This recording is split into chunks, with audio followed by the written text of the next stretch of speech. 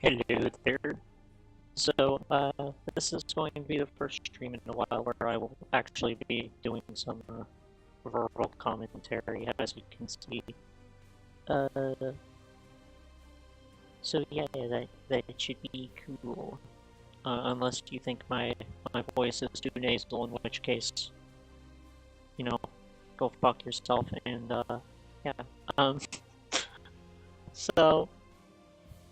We're gonna be doing some Ember Knights, as you can see here, by the fact that the stream is called Ember Knights stream. I'll be giving away some games, as you can also see by the title of the stream, unless you're watching it later when I change the title of it to just Ember Knight stream, in which case you don't actually know that by the title. But you should know that by now if you've been in the Discord server. If not, then you know you don't know. That's what you know. So, anyways, it's 3. We're gonna start up with Ember Knights as promised, and as you can see, this is Ember Knights. By the fact that it says Ember Knights. Now, I'm not sure if you can hear the audio of the actual game. Looks like you can. I cannot, though. Hello there, Evan. Well, welcome to the stream. And also, the chat box is actually very nicely placed here. That's cool. But, yeah, I'm gonna be doing some verbal commentary again, so yeah. In terms of the new games I'm giving away today, some of those would be Alien Rage, a game that I saw Total Biscuit play when it came out, and then no one has ever spoken of ever since. But it's by City Interactive. I am very static. Fuck. I can't actually hear myself back, so let me fuck around with that.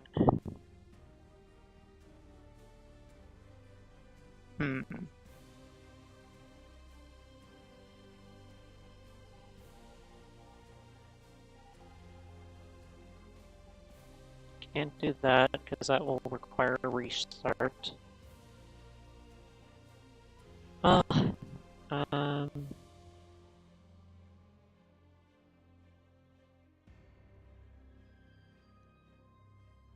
Not sure what I can do here. Yeah, but there are a couple of other ones I didn't mention. Mainly because they are not that, you know, they're not ones that I've spoken of before, or are ones that people would be less familiar with. One of the ones that I have spoken of before and is actually on the absolute finest is Etherborn, which is actually a very good puzzler, but I have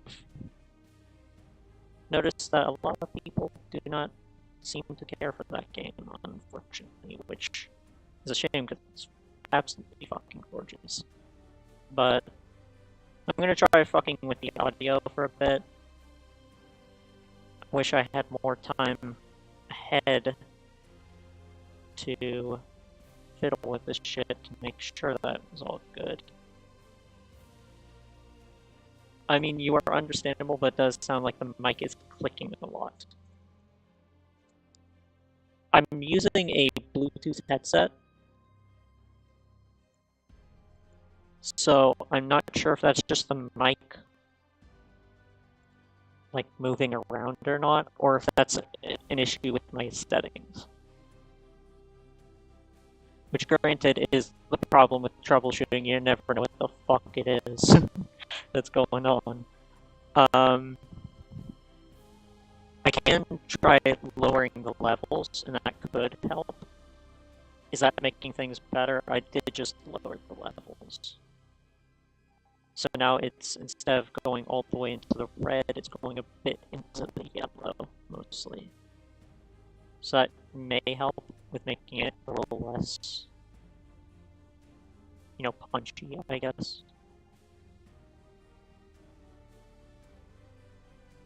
But I want to see.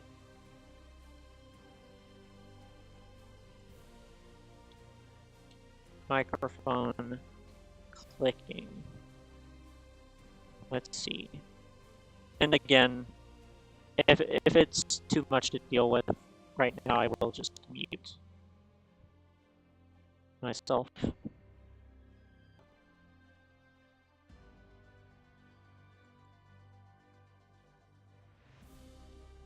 So I could fuck with the audio, it seems.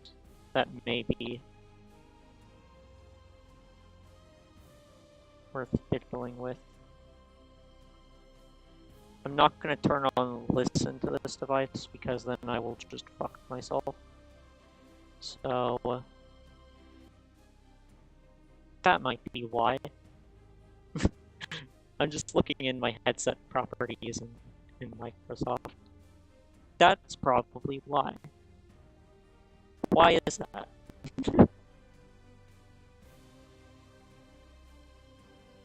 Don't know a lot about sound troubleshooting. Yeah, me neither.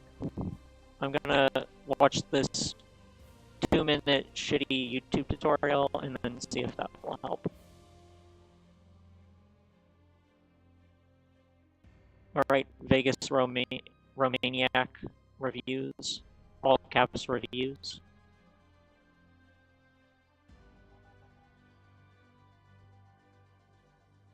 This has nothing to do with Streamlabs or anything. So that has... You have stayed your execution, Romaniac reviews, or whatever your name is, because you have nothing to do with this. I'm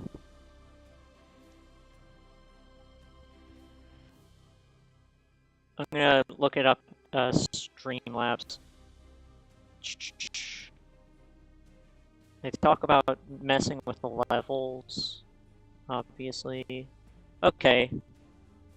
So there are a couple of audio filters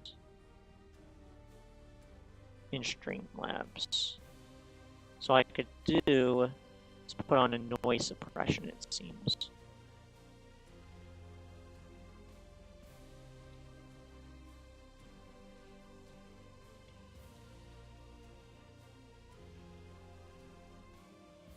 Okay.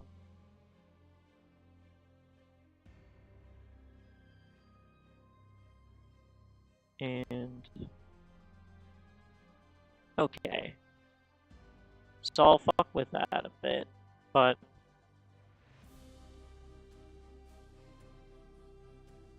sorry to be troubleshooting live.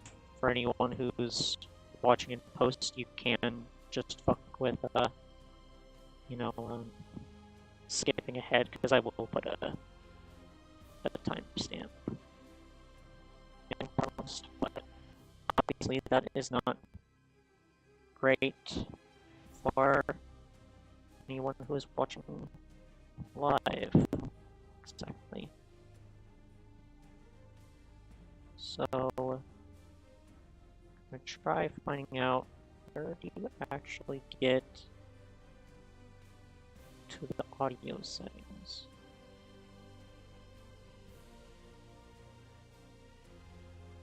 Let me see. Yeah, isn't this fun? This is what people come here for. I'm certain. At least you get to look at the main menu of the game. But let's see. I'm going to put a compressor on there. I shall name it compressor. Okay. This may be alright. Let me see.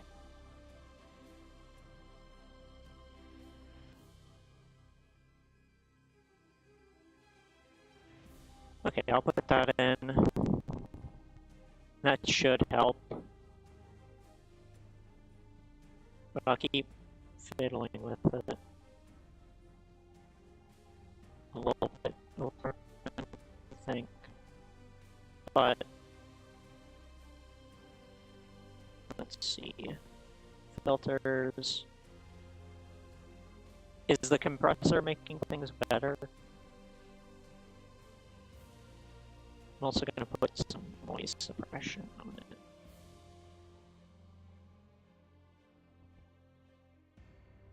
So,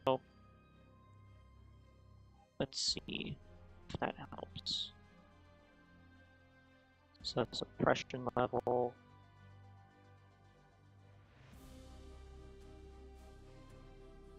I will use that.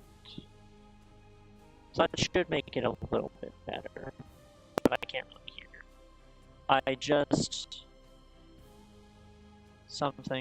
just realized the description for the video is all wrong. Yeah, I'll have to fuck with that in post.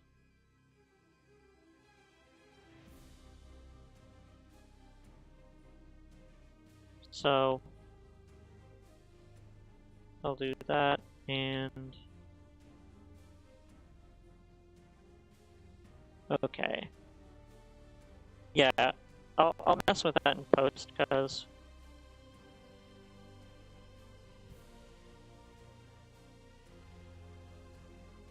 that shouldn't be causing any issues there, I think. So let me see here.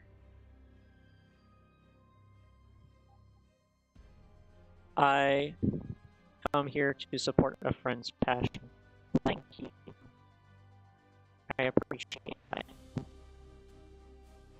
I will also say, by the way, that this game is multiplayer, as you can see from the 4 little flamey dudes.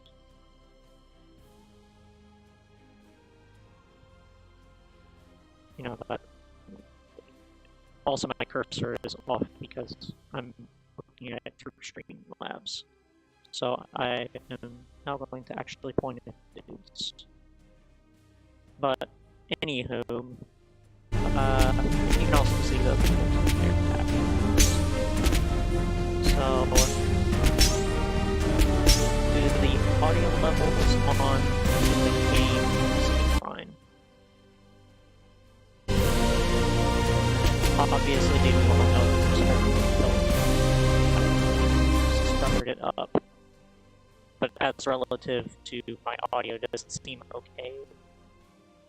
Again, audio troubleshooting is a little bit wonky. This is part of the reason why I kind of wanted to hold off on doing audio, or doing actual commentary. You know, via voice, because, you know, audio troubleshooting is a pain even for actual YouTubers. So, for me, it's even worse. Because I'm just doing this for shits and giggles. So, worth keeping that in mind. So, anyways, I'm actually going to start the game now because it's been like 15 minutes so far, and audio troubleshooting is not letting anyone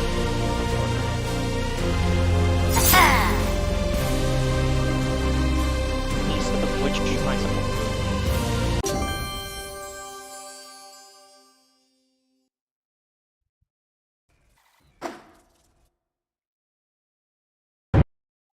So this is another game brought to you by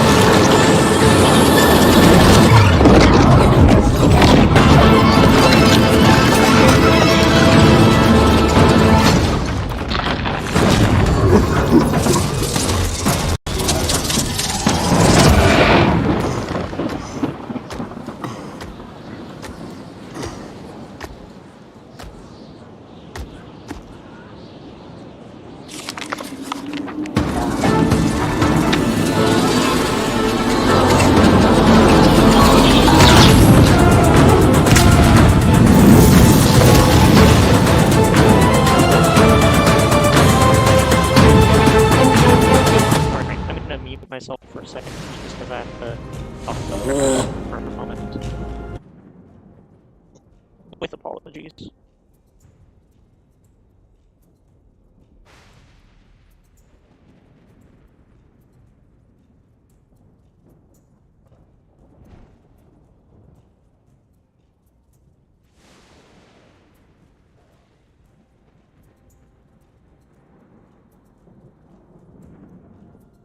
Okay, I'll fiddle with the music settings. Once I get past this dialogue, because apparently you can't use escape. Must retrieve Ember to stabilize the Ember tree. Okay, entertain.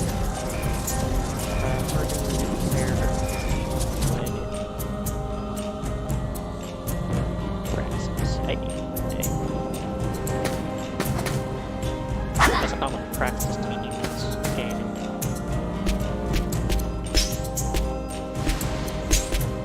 Okay, is that better with the music? I don't know.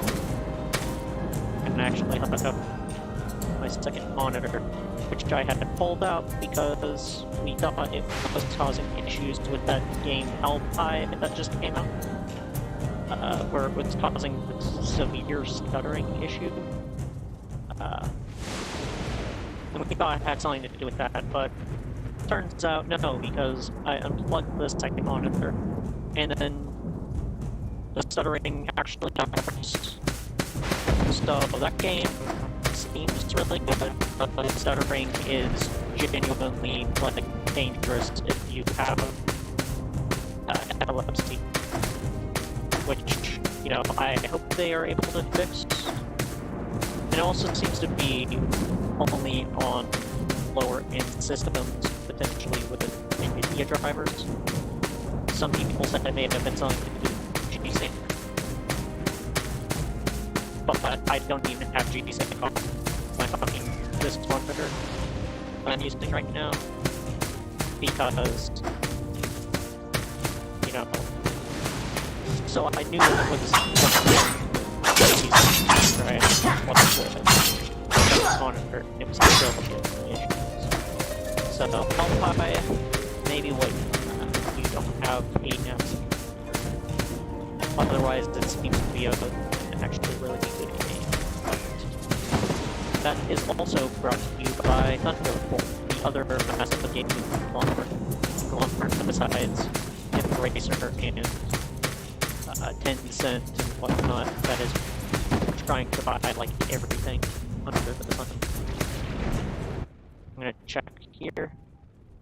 Hi, Matt. Welcome. Is the audio okay? I hope so. But yeah, welcome. Anyways, this game, I think, is hopefully going to be one of the games I'll be playing a lot of. And when I say that, I mean because I've done a bunch of thumbnails for it. In which case, if I didn't play a lot, that would be a wasting time. So, fingers crossed that this is a good game that I want to play a bit.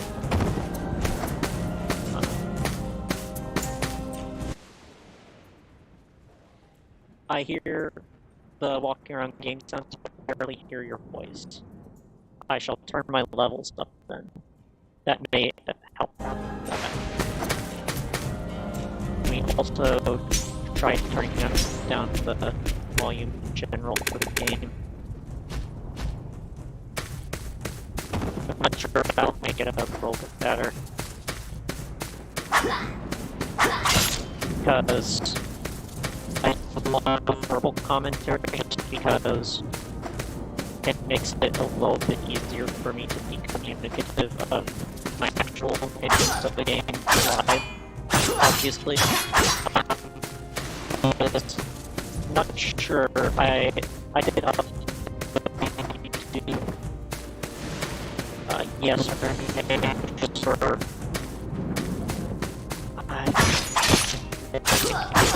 Robo Royale or something like that. Trash to your game because it just a garbage that is from miners.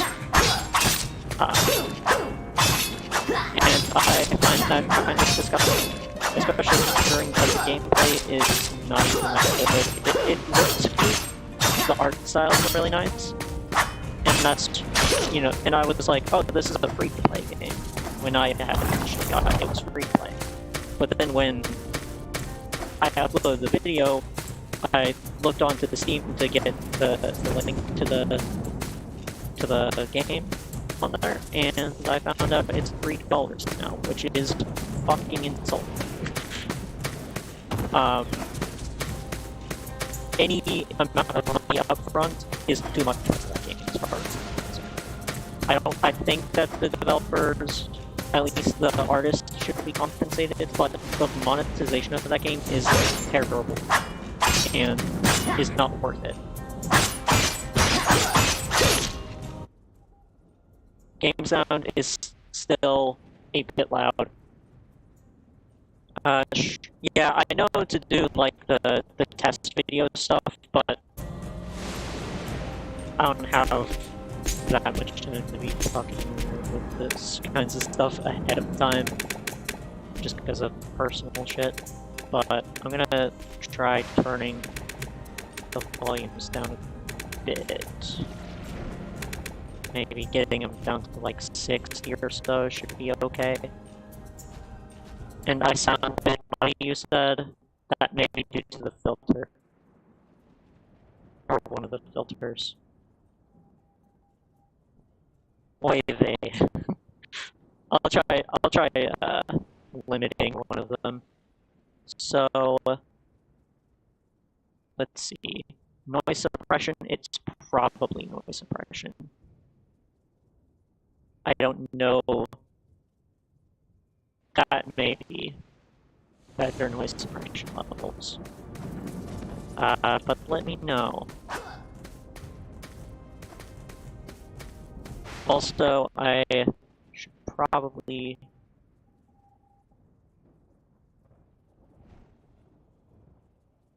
get a bunch of these things closed on my end.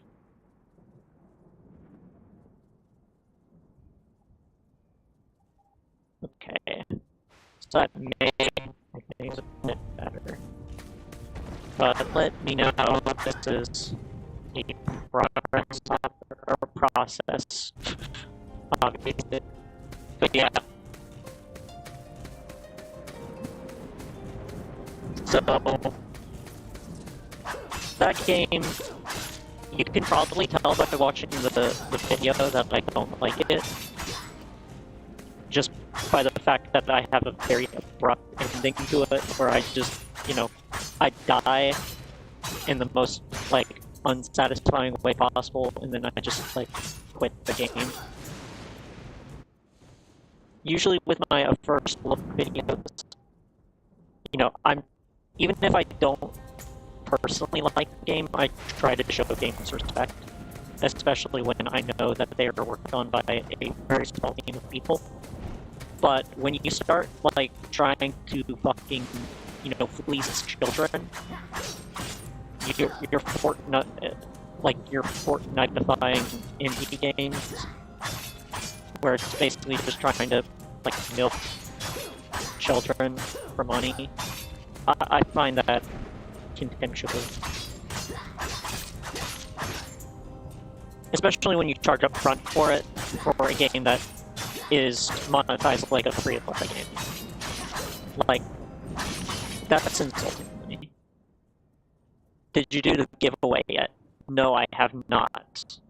I mentioned some of the stuff that I'm giving away, but I actually have a full list of things that I have as a .odt file because I use LibreOffice, because LibreOffice is free and, as far as I'm concerned, superior to Windows.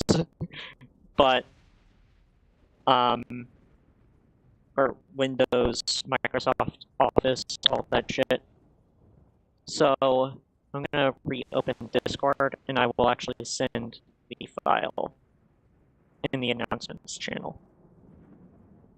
Or in the giveaway announcements is probably better.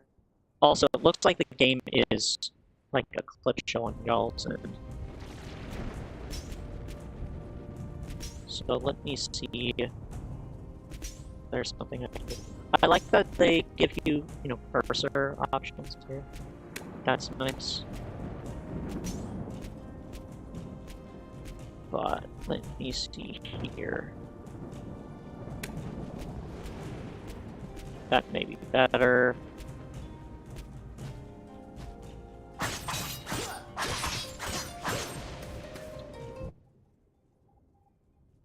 But yeah, so lately I've just been playing a couple of games, I'm obviously more of a variety type of guy. I don't mainline games generally. At least not nowadays. So obviously that does mean I have some stuff that I pick up along the way extra that, I can't really match with myself. So that's why I like doing these giveaways. At least someone gets something out of the little extra bits and bobs. So currently, you got, I was mentioning before, Alien Rage is one of the new ones, Etherborn. Crumble is one as well. It's that game that was lighting up Twitter like 2 years ago, where you're basically like slingshotting across levels and shit with your tongue. Which is, it looks really satisfying if you're into speedrunning type platformers. And then there's Everhood, which is a rhythm game, which is kind of in the vein of, Undertale. It's like that quirky RPG kind of thing, but it's like Guitar Hero type gameplay as well, which is pretty wild. There's also Falconeer, which is like an aerial combat game where you're a big hawk or falcon. There's Golf with Your Friends, which I think is popular enough that that's probably one of the more well-known ones that has just joined the giveaway stock I have. It's a party game where you're, it's mini golf. It's mini golf with your friends. Kind of says in the title, Then there's Hopico, which I don't know enough about, though I know that it's supposed to be a good game. It's just one of those games that, I've seen for years. I have it. I have not touched it, and I do not know what like the selling point of it is. No one's actually sold me on it before. It just looks like an impressive game. Which granted is a lot of indies. A lot of indies. That's how a lot of indies are to a lot of people. Obviously, I'm in a position to where a lot of games that I would consider like the best I've played are ones that a lot of people would just be like, yeah, that looks cool from a distance, which is not mocking, aren't into niche games like Series Scramblers. It's just, a statement of fact that is how a lot of people kind of see indie games, as far as I'm aware. But let me see. There's also Lacuna, which was one of my nominees for Best Adventure Game during the last award show. It didn't win in any categories. It was actually one of the snubs across the board, but it's a really nice investigative cyberpunk game, and it has a really nice 2.5D, slightly pixel art style.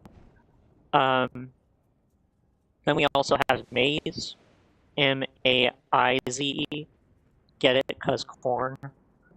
And that's a comedy first-person exploration game. You know, kind of like a... It's kind of like a first-person point-and-click game with like a wild sense of humor. It's actually pretty funny. Really funny, I would argue. I remember watching Jesse Cox play that back when it came out, and it definitely won me over at the time. And then there is Nomad Survival, which is like one of the 20 vampire survival inspired games, which are in turn all inspired by Magic Survival as well. So if you like those kinds of games, 20 minutes till midnight, you know, any of that stuff, gun locked, same difference, you know. Then there's also Partisans 1941, which is, I think, a stealth tactics game. I think it's a stealth tactics game, kind of like Desperados or Commandos or any of those other O's games, you know. I think that's what it is. And then there's also The Ramp, which is a skateboarding game. It's a minimalist skateboarding game that is one of those games that does really well in like a sizzle reel because it just has such a clean aesthetic to it. It's just blue, orange, and then you skateboard. There's Sparklight, which I think has a really wonderful pixel art style. It's an action RPG in the vein of Zelda. That's got like a skypunk, I guess, steampunk style to it. Really nice. Then you have Unto the End, which is a cinematic platformer with action. So kind of like, you know, Another World, Flashback, any of that shit. Limbo, to an extent. But it has a rotoscoped art style, if I remember correctly. There's also Valfaris, which is a very metal side-scrolling action platformer. It's actually more of a run-and-gun game, like Contra. And it's got a fucking wicked aesthetic to it. And then there is Wayward Souls, which I know very little about other than owning it and knowing that it's fairly popular, especially on mobile. But, you know, I've found another one of those games where it hasn't personally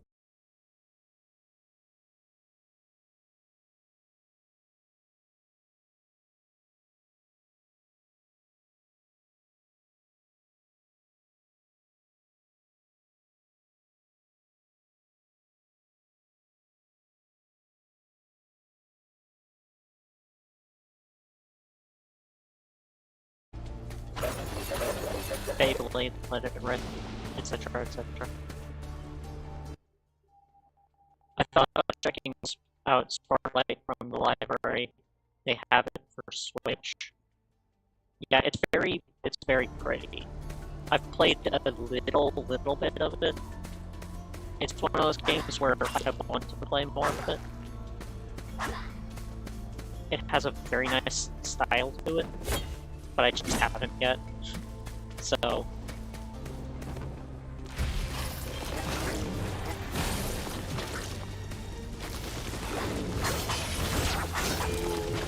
okay, let us go. And I'm almost dead again.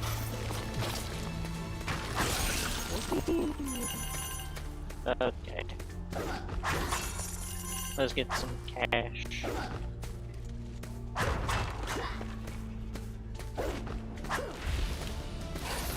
Okay, and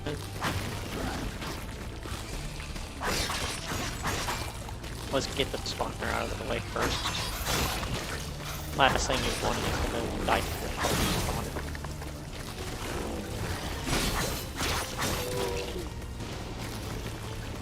Okay, I'm starting to actually get into the actual groove of the combat now and I'm into it. Which is usually my problem. I usually end up paying attention. So, let's see, extra gold, stat selector. Fuck gold. I'm not a cat.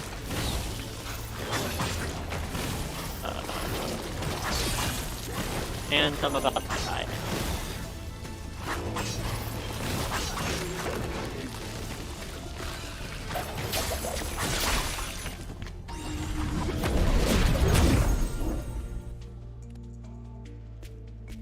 Increase max HP. That would be useful if I'm not already about to die.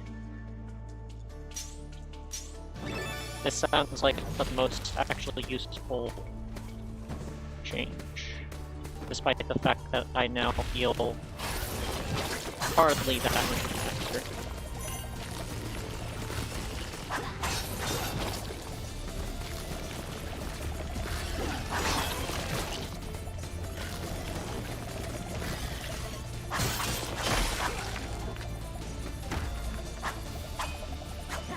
So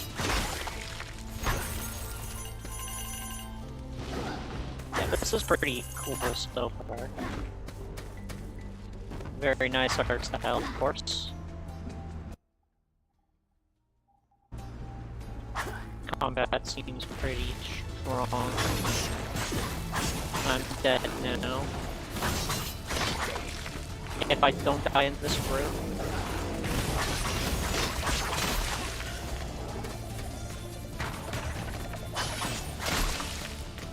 if I don't die in this room, you know, I'm a god. I decided to say that at the last possible moment so as to ensure my godhood, of course. So, while in boss rooms, your skills recharge quicker.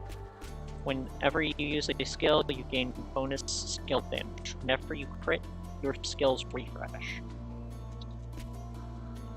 That sounds like that will move the needle the most for the current quote-unquote run I have right now. Considering I'm about to die.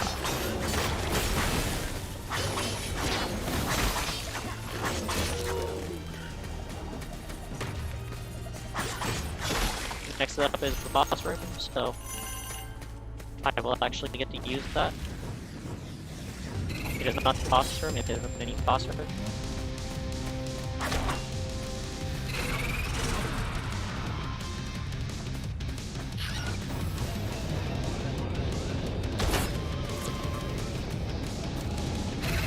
Don't attack against trying to heal.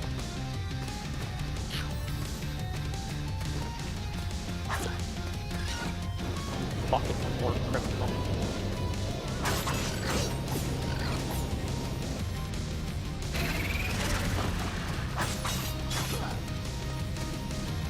Okay.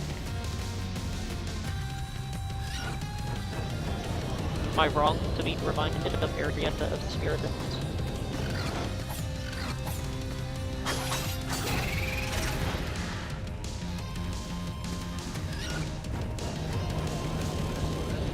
Yeah, I'm definitely not gonna live long enough to not die. Yep.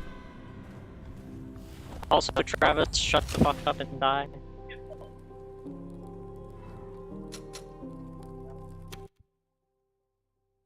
I would have thought, yeah. Oh, same thing I was reading earlier. So,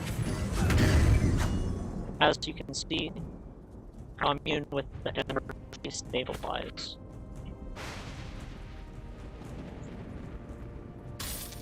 Yay, the game rewarded me for mediocrity.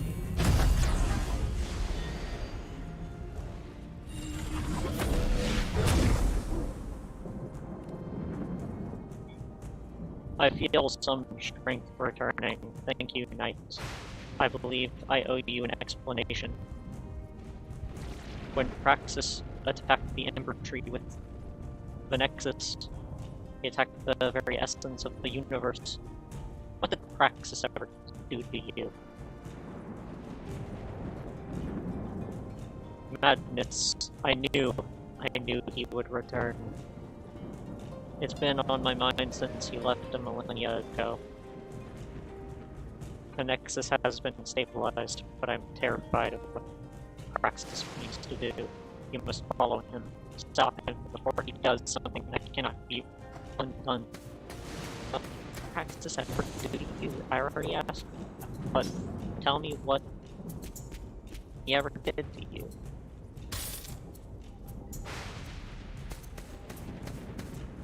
Extra starting gold, I don't even know what I'm supposed to do with. Praxis, he was one of us, the best of us. We were fellows once. When the architect chose me to become the next keeper, Praxis was furious. We quarreled. I tried to smooth things over, but anger had already gripped Praxis's heart. ...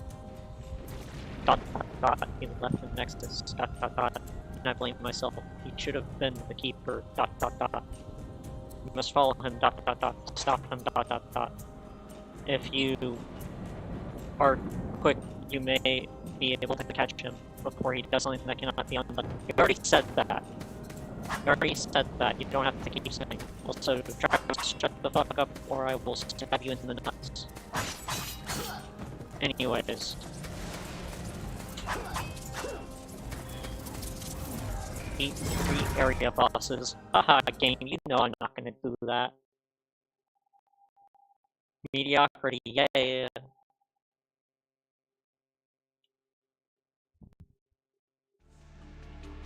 I love it when roguelites reward me for mediocrity. How else am I supposed to...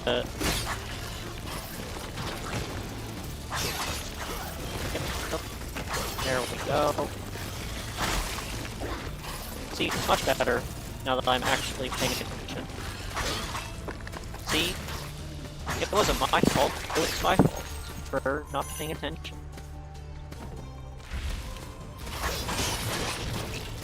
I'm not actually bad at the game, I was just being bad at the game on purpose.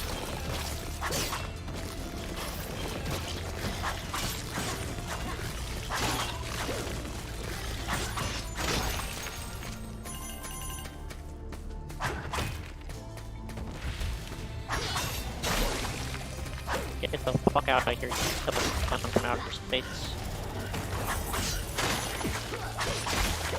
I've already taken damage, therefore rendering my banter obsolete. Relic orb found.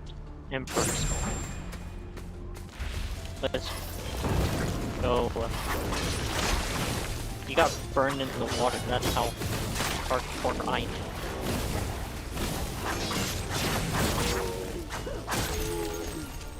Okay.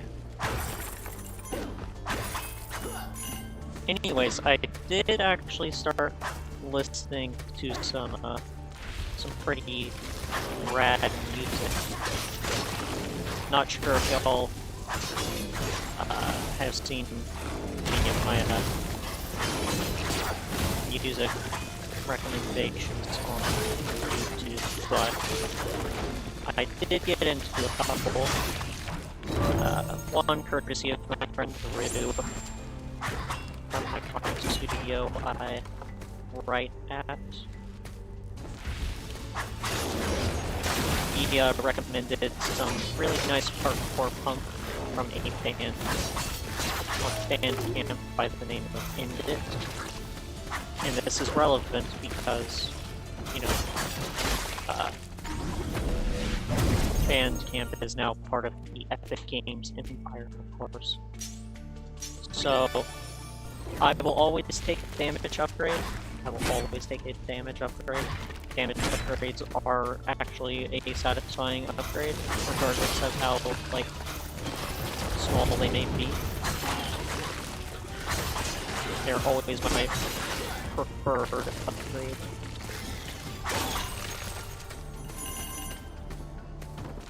Okay, and get the fuck out of here.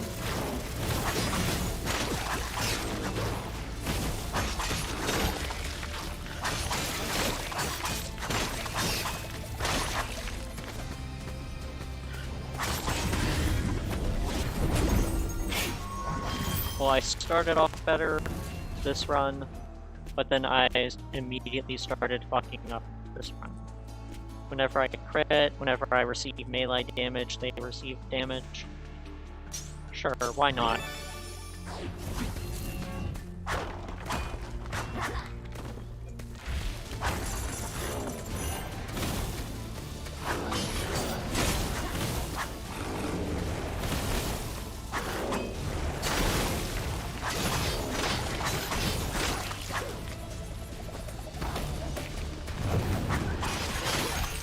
Okay, there we go. And... yay, I took no damage there, which means I get to go into the boss with actually a little bit of health. Health that I didn't have last time.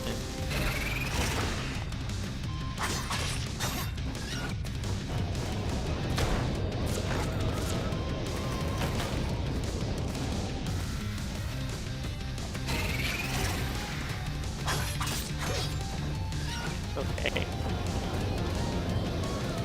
So essentially you just gotta avoid the tornadoes, avoid this,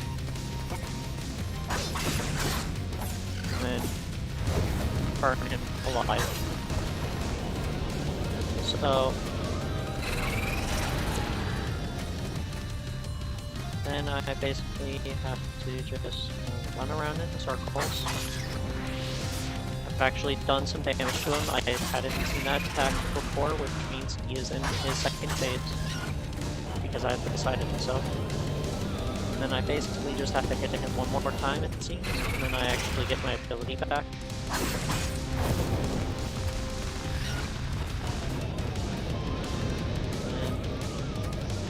And I may actually beat this boss this time, or this big boss rather.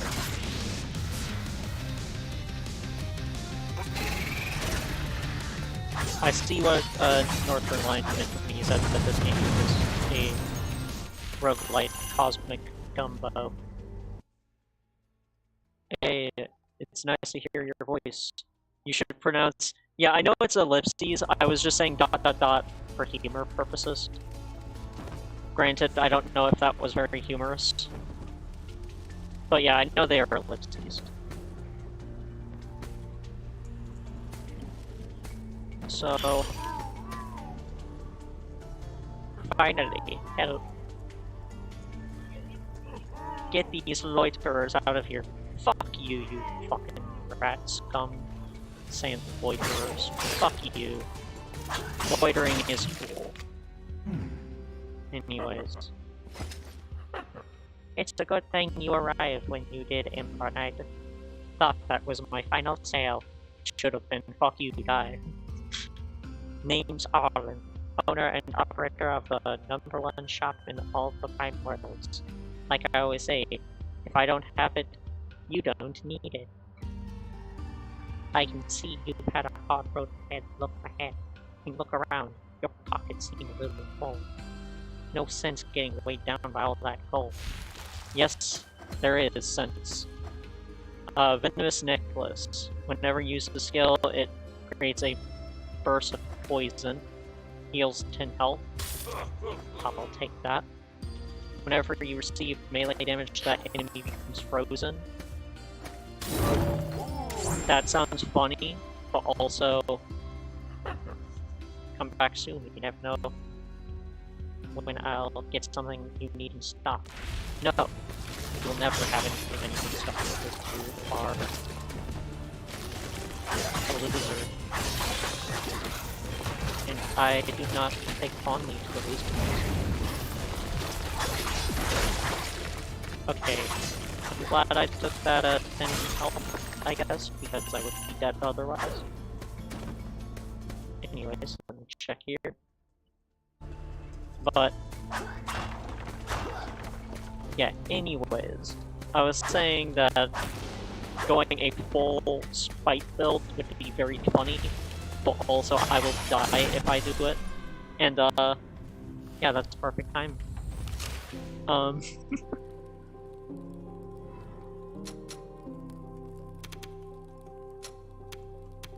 New unlocks. This game is doing a very good job of making death feel rewarding, which is one of the things I think is underrated with roguelites. When people act like they're the hardcore games, they're for hardcore boys with hardcore penises. Like, do we really need to pretend that, like, Dead Cells is not just like an arcade game? You know? Arcade games are very accessible because death in them, you know, doesn't hurt you. You know, a death in Dead Cells or in this game is when you get rewarded for it, right? I'm also going to take that.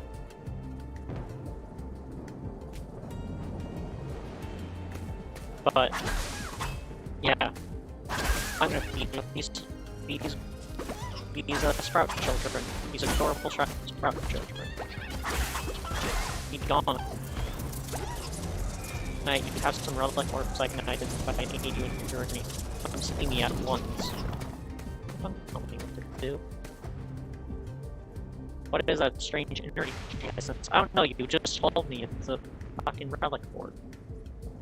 Relic orb, I've heard about these, I just need to find the proper chapter. Plot hole. There.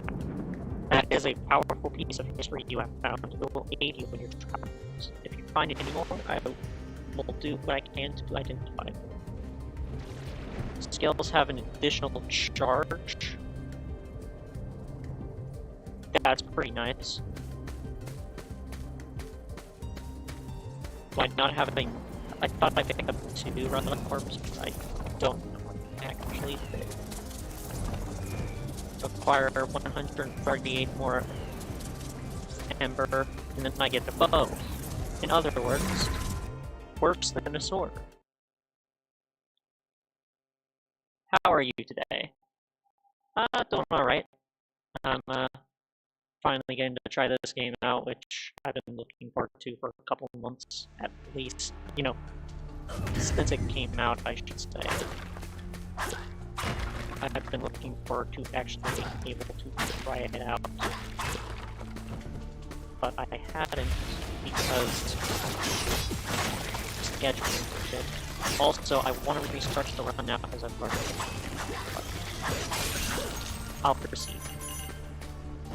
For now. Oh, look, I was already rewarded for that by getting an apple. It wasn't a green apple, though. Superior. Huh? Oh no, this game's made by Scalies. Whoa. Don't sneak up on a person like that. I guess it's sort of my fault. All these meanies out here, and I'm staring at this strange thing. Wait a second, aren't you one of those Ember Knights? You are, I knew it. You must be why these skill tablets just showed up all of a sudden. This one's ruined. Someone destroyed it or cracked when it fell from the sky, maybe? In that case, I'm going to need an armored umbrella. Oh, sorry. Where are my manners? The name's Evie. Or Evie. Oh no. I sort of take these care of things around here. Fixing and cleaning up, that kind of thing. And boy, oh boy, do things need fixing around here lately. Which reminds me, I'm probably behind schedule. Gotta run, see ya! That character is more befitting of Fix Fox, which is a game I will be playing in a few minutes, probably. Also, another thing that came up that was really cool, Whitethorn Games actually sent me their the game that they published a month or so ago by the name of Eco, which is kind of like a life sim, you know, like Stardew Valley and whatnot, but you are a beekeeper in it. I've actually been looking forward to that game since before they picked that up. for their publishing slate. So, and I also have a very strong, opinion of Lightborn as a publisher. They seem to actually be one of the decent ones in terms of, not treating developers like shit.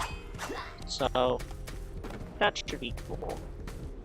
And also, I like that they focus on less violent games, just because it's a nice pace. Oh, I thought I was going to take damage there, and then I took damage anyway, but I thought I would. So, again, I surprised myself. But as long as I get to the boss with at least about 20 health, and really, I don't think I'll be fine. Considering I think I've got it solved at this point.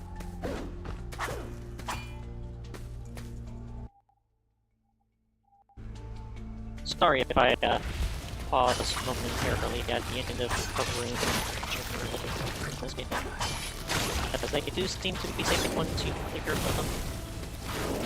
So I feel more at liberty to check on chat when that comes up. So I didn't even read what that was. Extra Ember. Yes, because I want to unlock a one weapon that is not a bow sooner rather than later. So, Relic Orb. Again, this game, it's doing the thing where, it's actually being rewarding. Which, is good for a roguelite. You want to be rewarded pretty regularly. In a good roguelite, in my opinion. You do not want it to get staled out. And you want every successful run and every successful,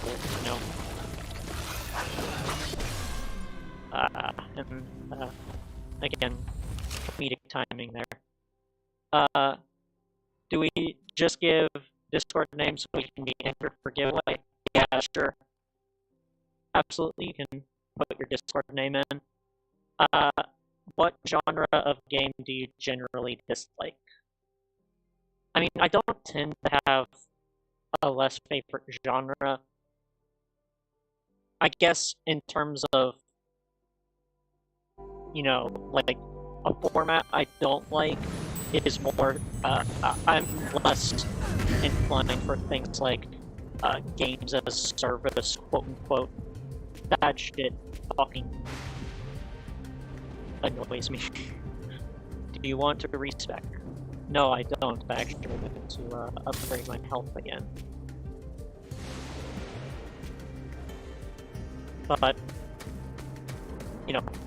I like basically every genre if I like a game in it. People rag on stuff like visual novels. Well, I like visual novels. I like Lovingly Evil, Arcade Spirits, Hades, if we're being unfair. I could bring that one out and basically win that argument.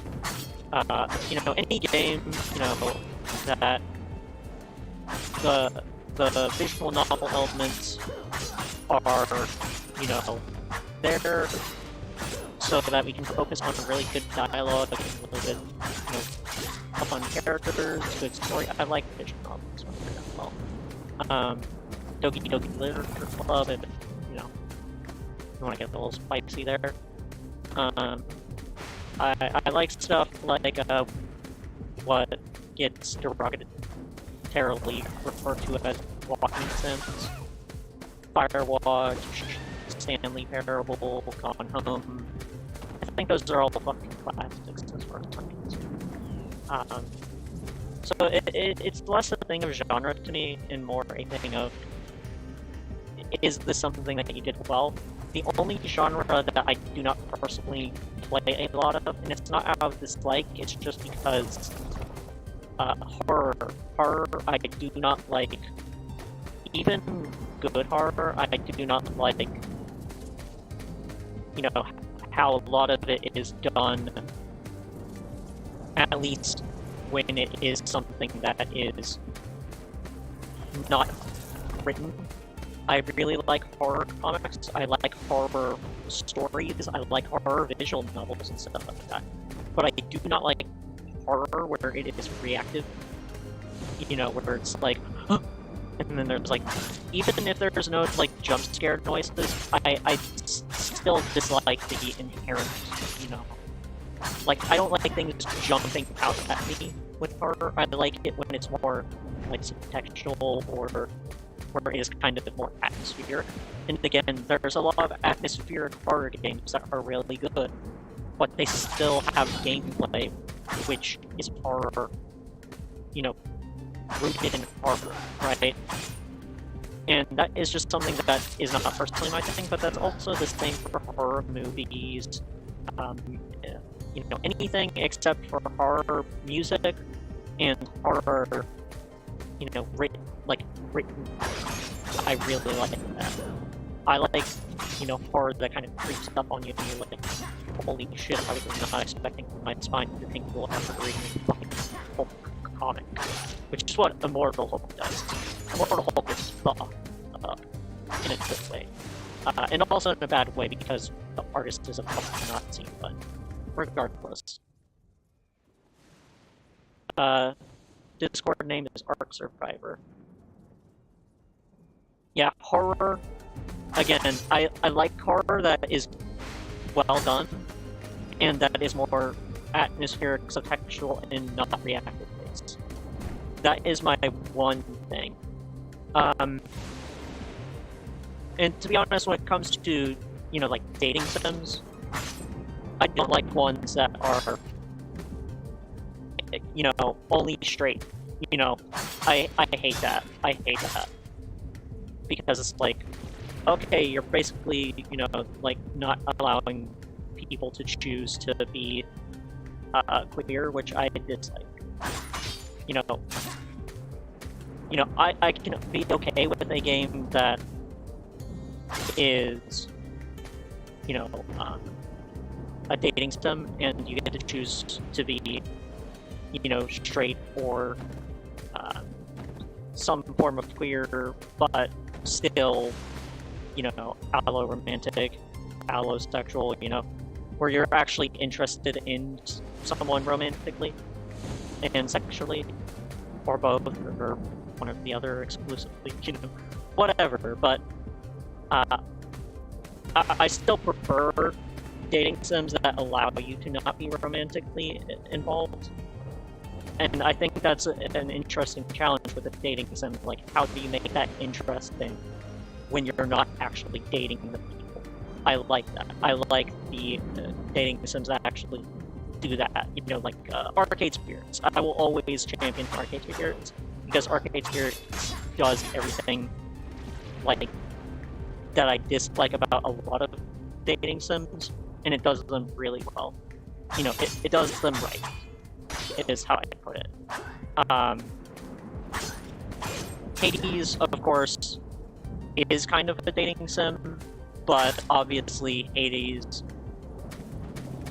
you know, you're already established as essentially being a bisexual character with Zagreus.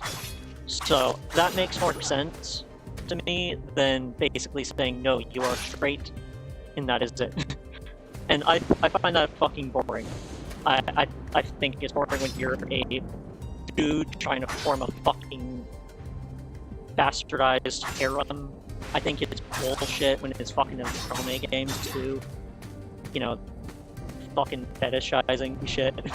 You know, like, woo! You know, I think that shit's fucking annoying as well. So, it's more subgenres than genres, I would say. You know, again, I like horror games sometimes. Highland Steeper Waters, I think it's called. I think it's called Highlands Deeper Waters. It's a text adventure. It's a Lovecraftian text adventure. That game is fucking fun. I love Highlands Deeper Waters. No one ever talks about it because it's a text adventure, and, you know, those don't play well in a sizzle reel, because you just have to sit and read and then roleplay. But Highlands Deeper Waters, very good horror game. Absolutely fucking terrifying, but it doesn't have to, like, shove a monster in your face or anything like that, which I dislike. Also, okay, it feels like you should be able to move a bit more here without, you know, jumping into, like, this little box. You have to relic force, yeah, okay.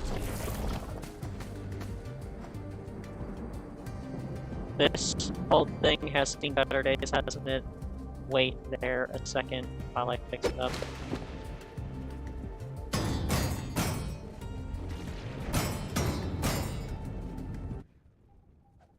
But yeah, in terms of other horror games I think are really good.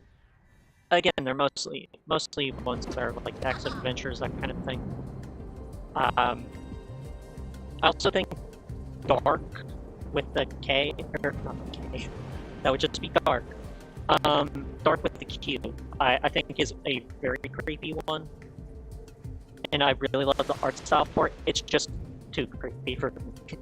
I basically played like the first 20 minutes of it or so, and I was like, nope, I'm out of here. I like the idea of doing a YouTube series where it's basically, you know, playing this horror game until I know out of it. So, you know, like, Inside, or, you know, Little Nightmares, or Dark, you know? I think that could be a very funny series. You know, if you find any more, bring them back to me. Okay. And I do like that there is a cooldown, like a dedicated cooldown area. My problem with doing these relic orbs, though, is, you know, what if you get item creep like an Isaac? To where it's like, the more you unlock, the worse you are off. Because Isaac right now, the more, if you start unlocking too much stuff in Isaac, you start having less fun with Isaac. Because you start getting less fun shit. And I think that is kind of, you know, counterintuitive to a roguelite, for the reasons I had already gone over a bit. Where I think that a roguelite should have a constant taper of, you know, rewards to it.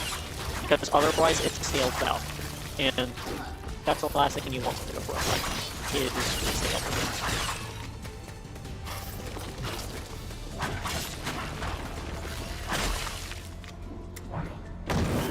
I also like that Hades has essentially set in stone this idea of you finish a room, big gravitas to power up, you know, showing up. I think that's really cool.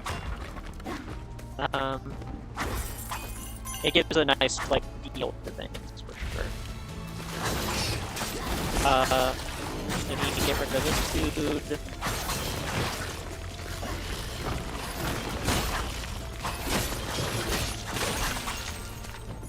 Again, it's got a nice flair to this game. It's got a very nice flair to it. More Ember. Get fucked. What do you think that's doubles? I think it's gonna kill me by 8 enemies. Fuck. Anyways.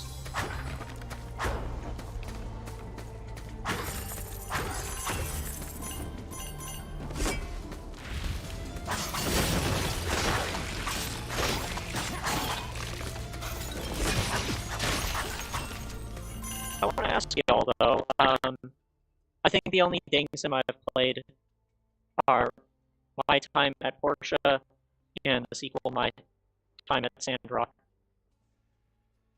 I guess you didn't get into the Hades endgame because in the Hades endgame it does just become a dating sim to a lot of people. Where it's basically like you get the ambrosia and everything.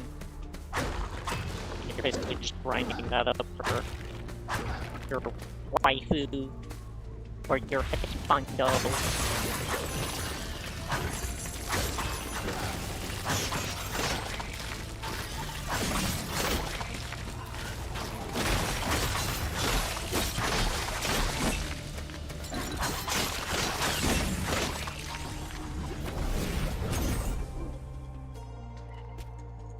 Increases crit damage, increases skill damage, increases health. Maybe I should get that. Maybe I should get the health upgrade. Who knows? Is health the reason why I keep dying? Or is it because I'm not able to nuke people fast enough that it doesn't matter?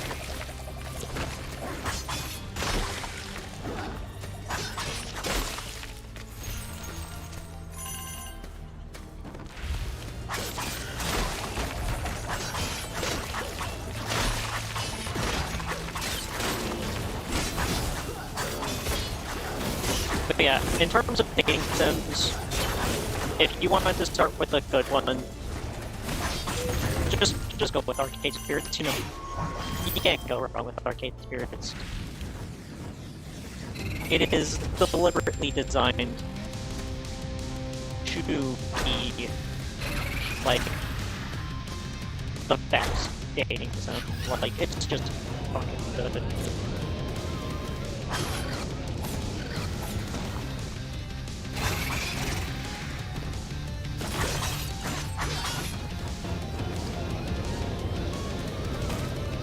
See, why is the mini-boss easier than the general enemies to me? I have no clue. I'm basically never gonna lose to this dude.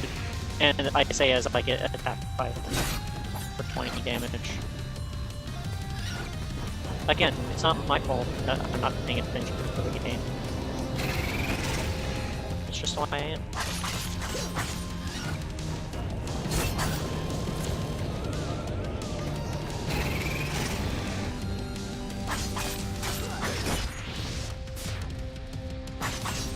Again, he's just very, or they, I guess, are just very well programmed, you know?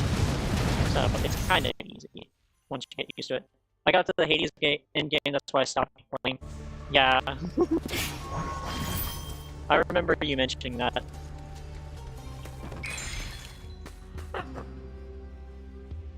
Personally, I would be more interested in Dan if he didn't have the bowl cut. He shouldn't have a bowl cut, in my opinion.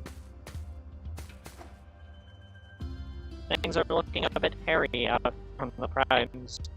I haven't had rowdy customers like those racklings in a while.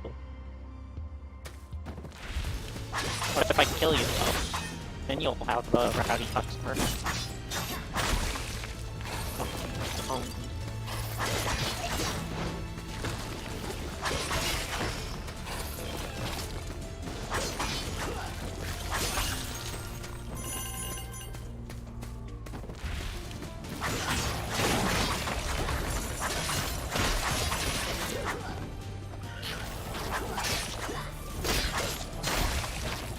Those racklings, by the way, are just trying to be a lesser Swarmy. I'll say it. No one else will. You're a more Swarmy. Racklings.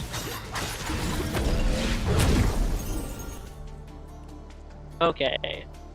Conjure magical bolts. Push them away with a devastating explosion. I'd love to be an explosion kind of guy, but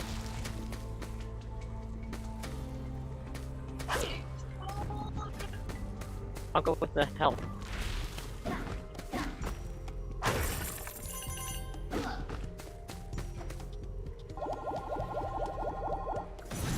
Yay, I heal.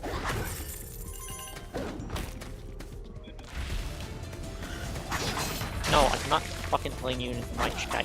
Holy shit. I already feel good enough as it is in person.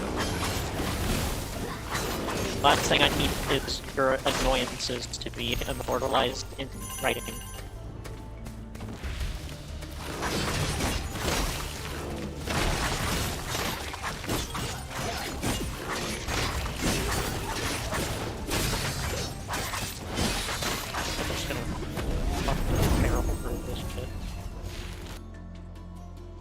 Your skills have an additional charge. Whenever you defeat a frozen enemy, you heal. I'll take that. I'll take that. That sounds good, you know? Boss rhythm. Which means I actually won't be getting any of the health from that.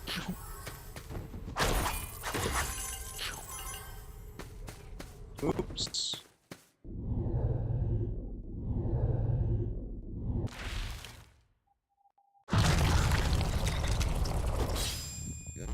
Scrivazaw.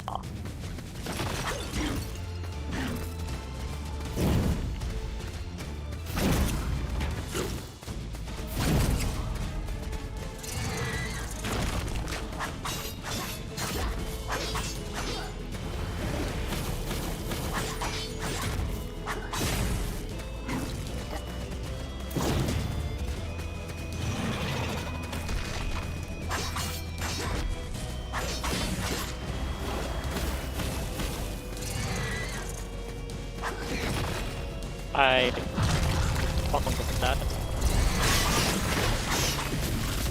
Oh, I'm...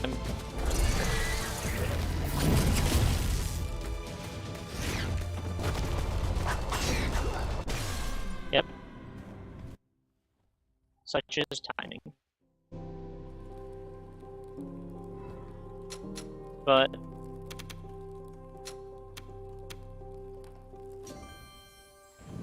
I did get to the boss, so that did occur. And again, you want a really good cadence of new shit in a roguelite as far as I'm concerned. I'm not defeating any bosses anytime soon, so I'm not taking more health or more gold.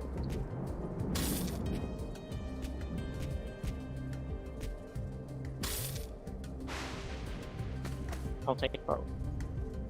Greetings, knight. Found another relic orb. Now it's the...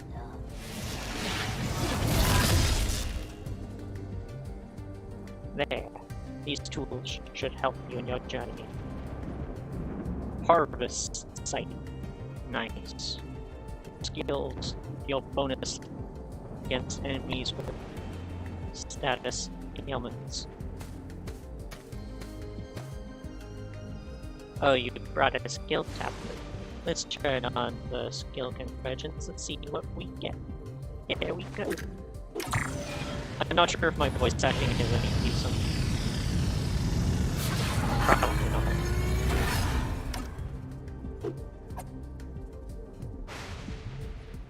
That's it.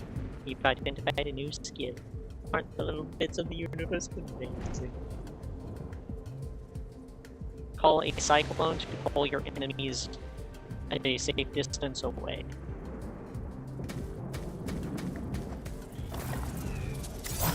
Let's try the bow.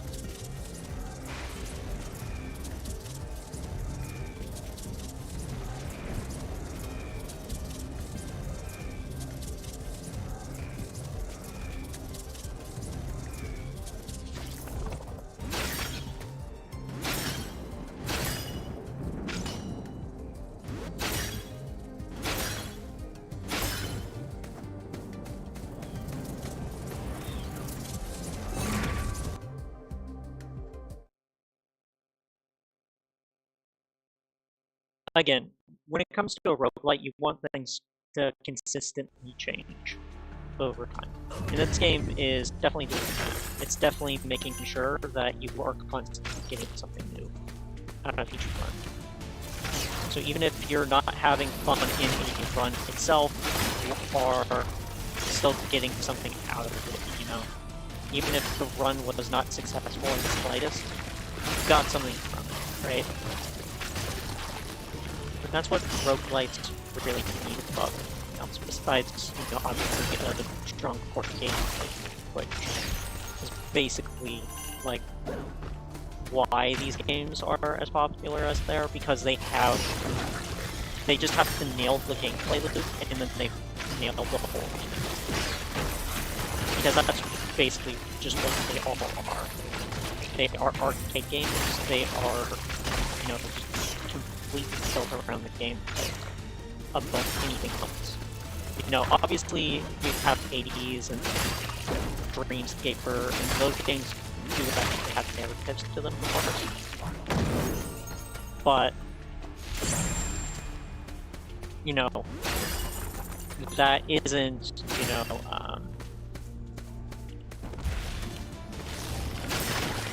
know, what, you know, they're nailing, and, you know, that's not what keeps people coming back, right? It's what keeps people, you know, invested when they're playing it, but it isn't what keeps people coming back after they've already, like, played the story. You know, you're not going to get 3,000 hours of narrative in Hades. You know, you'll get a lot of stories, but they will not be like the written story of the game, you know? They're going to be the written stories or the dynamics where you get through immersive gameplay, you know? Like, oh, I fucking was boss after I was at like 2 HP, and then I fucking got killed by some fucking little raggedy ass skeleton in the next room over.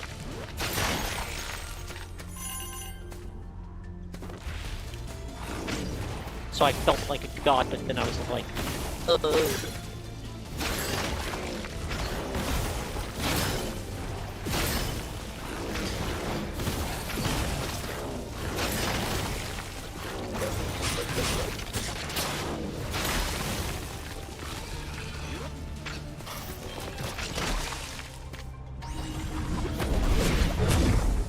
Scale damage.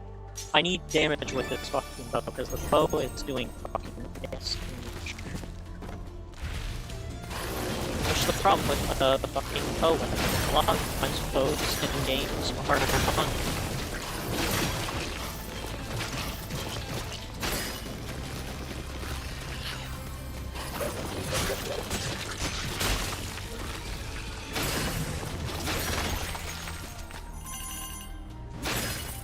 At least in my opinion, of course. Like, I much prefer Sword, to be honest.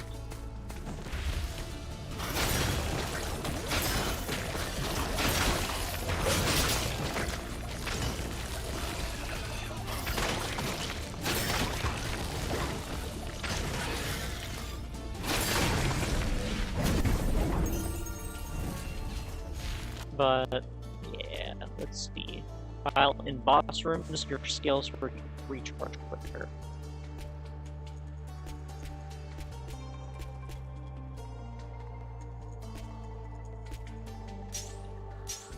I'll take that.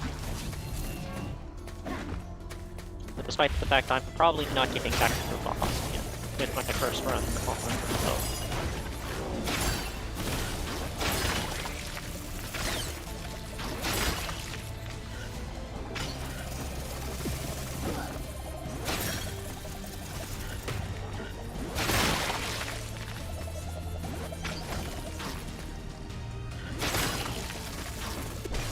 Yeah. Again, tempting fate. But anyways, I was talking before about, you know, music. So, you know, again, it's relevant because it is part of Fortnite, you know? What are you doing? Stop trying to beat my presence.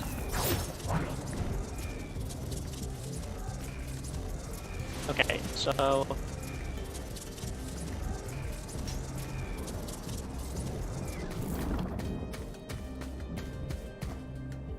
don't really have anything to talk to him again about. I'm just gonna try perfecting this sword before I fuck with a weapon that I'm not even that especially fond of. But, you know, my friend Rue got me into this band. They're a hardcore punk band by the name of EMBER. Very, very good music, just dropped at fucking shreds.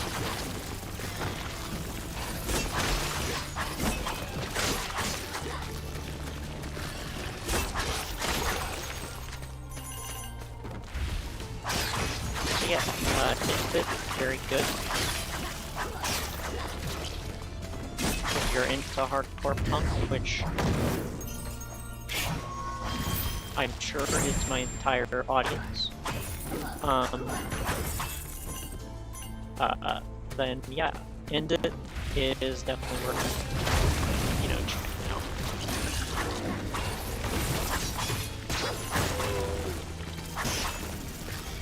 They just keep getting better, apparently, so. I haven't tried their other EPs or albums yet, so I can't say for certain. But that's what people were saying on Bandcamp, and I'll just assume that they, you know, have bought reviews tell me, because I'm not supposed that shit.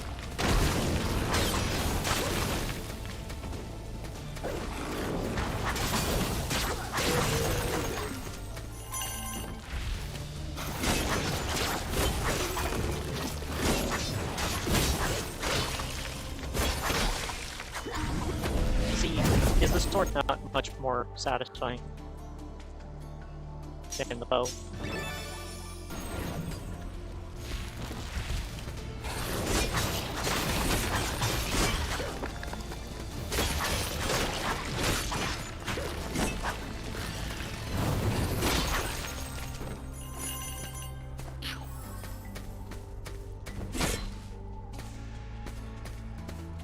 What is this?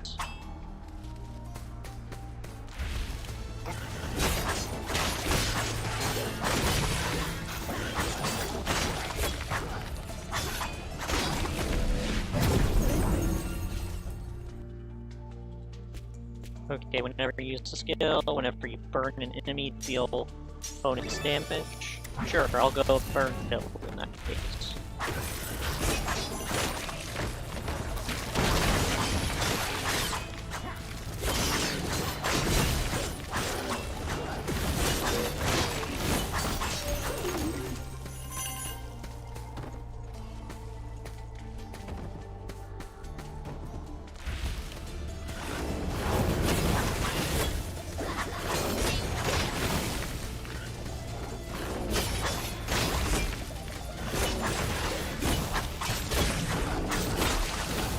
Also, has the here seen Northbound yet? And when I say seen, I mean have you seen the game around yet? I didn't know there was even a gay option in Hades.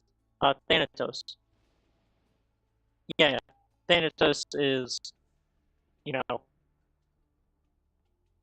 kind of your stepbrother, but also no, he isn't. So, well, yeah, gods in Roman mythology were a bit, you know, especially with, you know, Poseidon, most obviously, but also Zeus, and some, you know, telling Hades as well. So, you know, that's not surprising that there's a bit of the, like, but yeah, you can point Thanatos.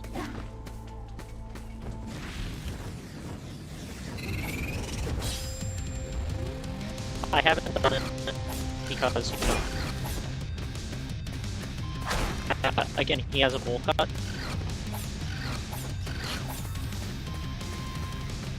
He's unworthy of the love.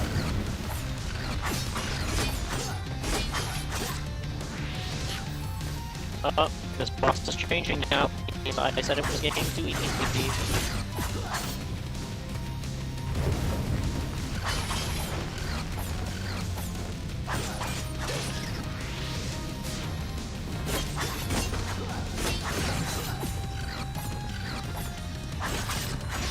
Oh no.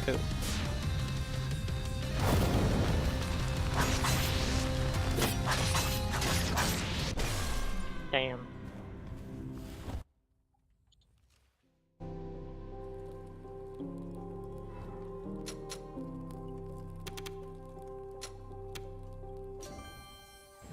But yeah, Hades is also just a very gay game in general. Like, basically every character in that game is bisexual. Except for the ones that are, you know, not interested, which you don't really know. But yeah, you got like fucking Achilles and Patrocles. You got the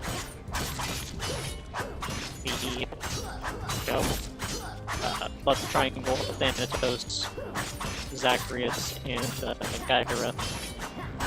You know, all that shit. And then you also have like Chaos, who is also just very, very horny. Greetings, I found another little Reddit code. Now let's see.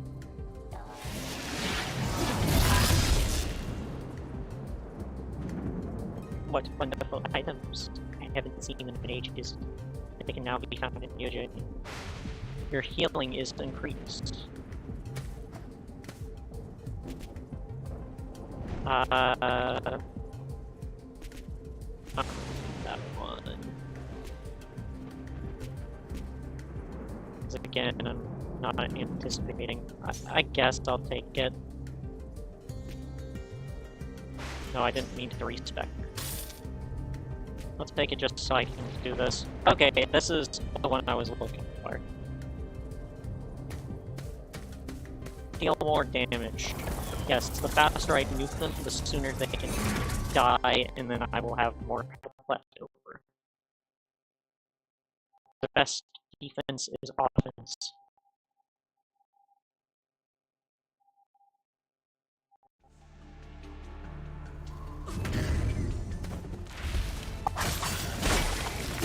Etc., etc. We are starting to see a lot of the same rooms, of course, but that is a bit to be expected, considering how new this is early access. Obviously, the hope is to get more variety for levels, considering that's what you're going to be seeing. What most people are going to be spending most of their time with is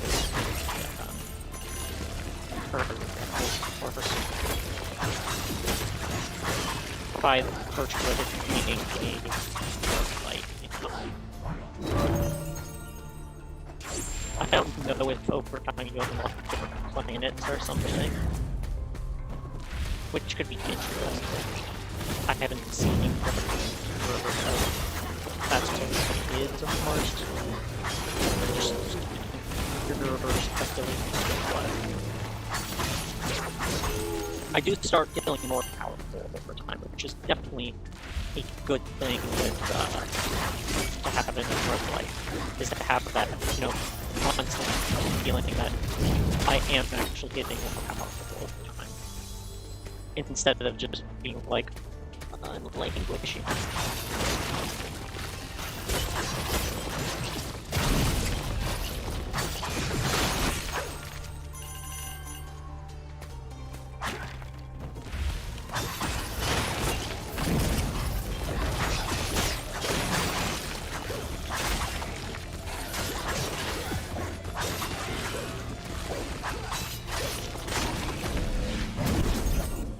Okay, and move speed, crit chance. This is the only one that seems like it would actually move the needle even slightly. So I will take 6 HP. Actually made it so I'm alive now, so that was a wiser decision.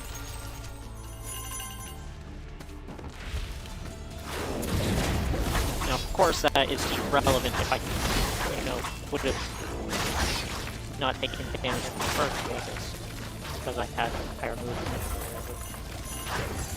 But that one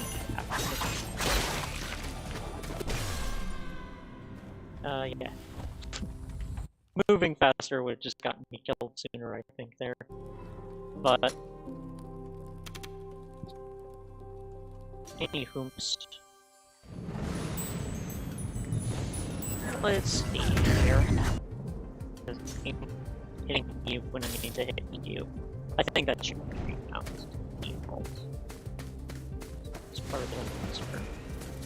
But once more into the void. And I don't know actually how long the stream's been going, about an hour so far. So let's go another hour at least.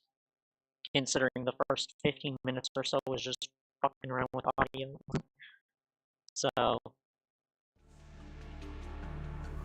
yeah, next stream will be 8 pickup. And then after that, I think is entitlement.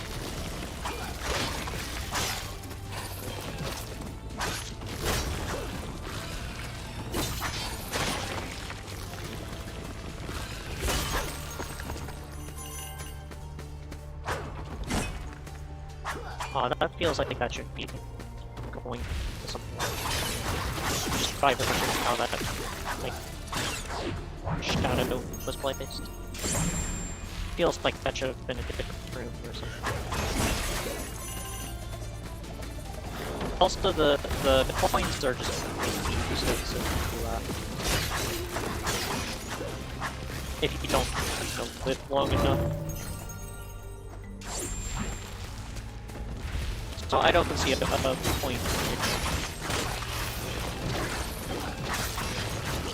getting those over that can hurt. Like, if I had to choose between the two, or choosing between getting stats or stats, because I don't even know if I'm getting past the boss to even use the gold. I did wish that there was something where it was, the gold accounts for something beyond the current run. But perhaps that is just fine.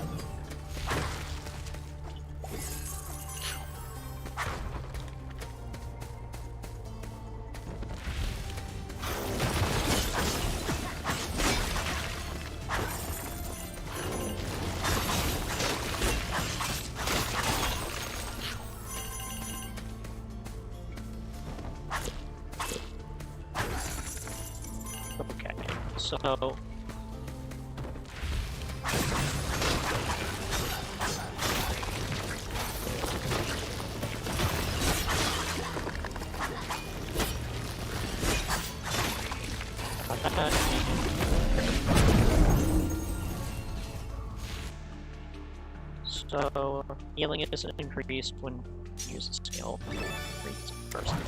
Yep, that just seems like a really strong.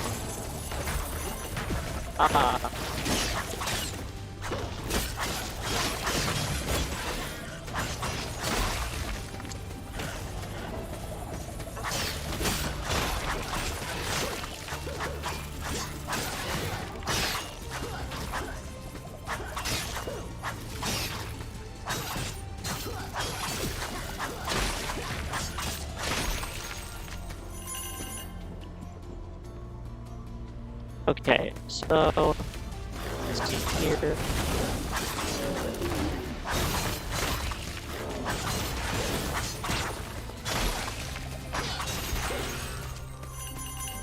But yeah, so far this game is pretty rad.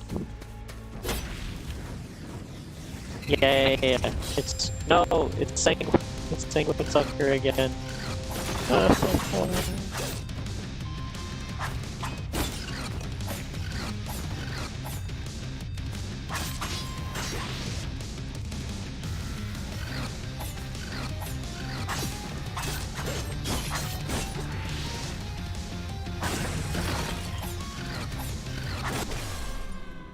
Oof.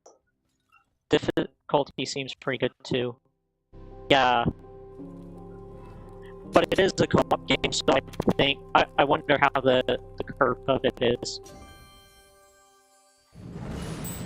You know, how much more difficult or how less difficult it gets when you have another person with you.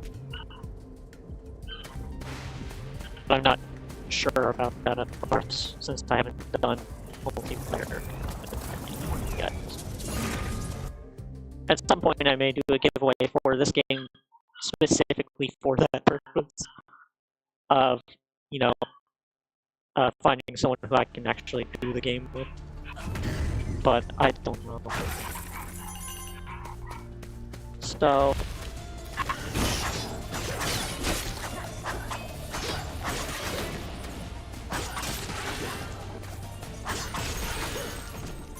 yeah, this game is pretty rad, of course, so...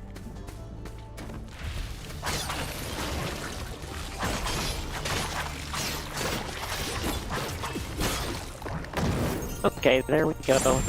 And...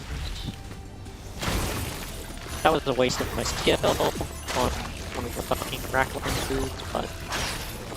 I digress. Anyways, I am, you know, considering doing more streams on Sundays as well, just so that... because, obviously, with how many games there are coming out, it's like, how do I balance being able to have some comprehensivity with things, and also, you know, having time to where, you know, I can just, you know, chill to an extent. So, I'm thinking streams can be a good way of getting some extra games in that, you know, otherwise, you know, I may not. I'm thinking I want to do some with Koromon as well. I want that to be a semi-regular fixture on my YouTube channel at least, but I want to do an introductory stream of it as well.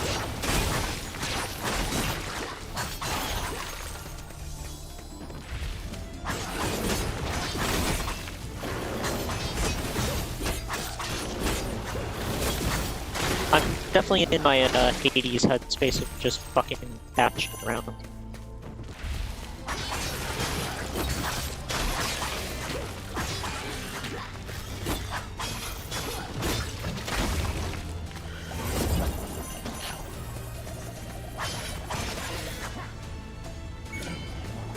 Yay, I got the stat up for 2 HP, that's totally gonna move the needle.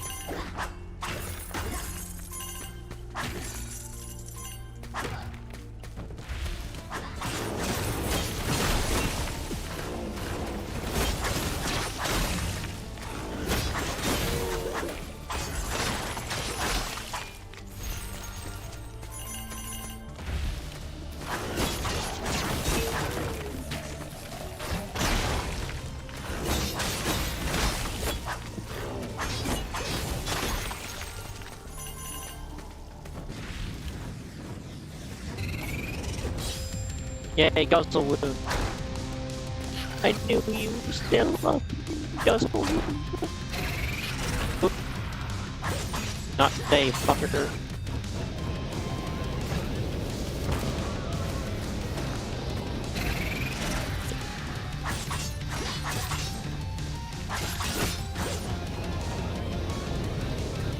See, now I'm gonna get past the boss.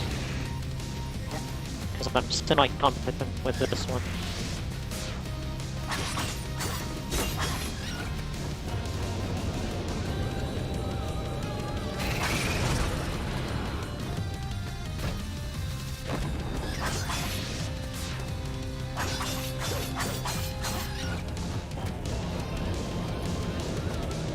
Okay, and...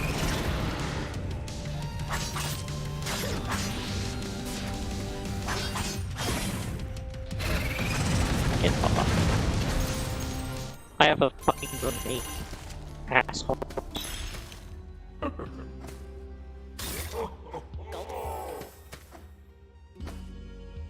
Yep, still not enough gold. I'm waiting on a shipment of bug swatters, big bug swatters for bigger bugs. Would have been nice to have someone on you now.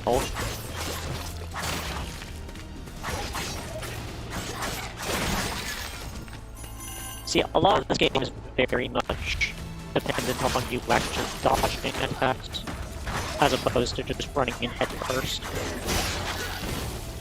Which makes it a little more methodical than, you know, again, just running in head first and just fucking eating attacks. You can't really do that in this game.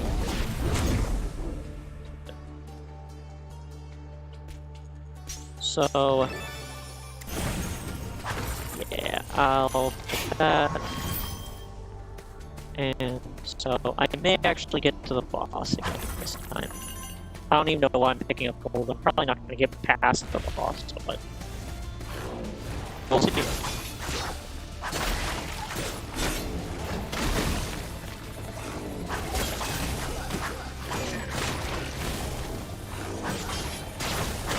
But yeah, it's very fast-paced, but also like that little touch of methodical. So, skill damage.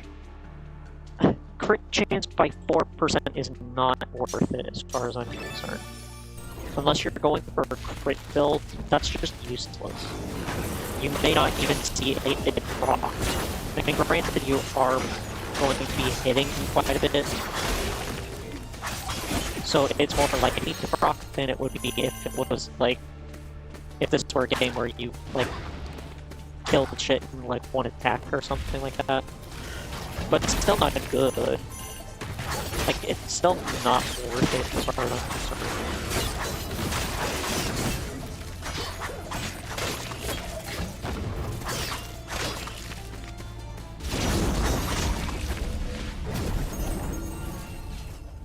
Okay, and skills recharge quicker whenever you defeat an enemy.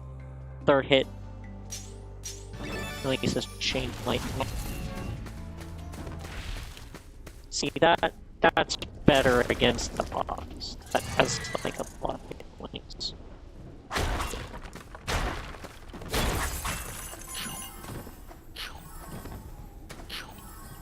But let's see how chat's doing. You got this. I do not got this, but I appreciate your optimism. Let's go. Rematch number 1, and I've already taken damage.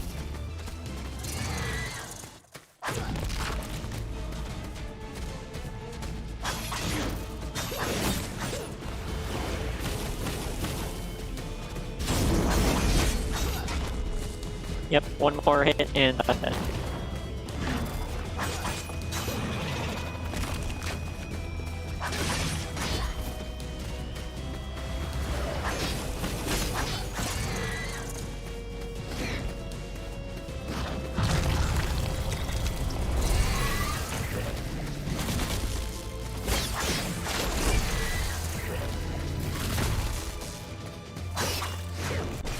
Damn it. Should I use my dash? Well.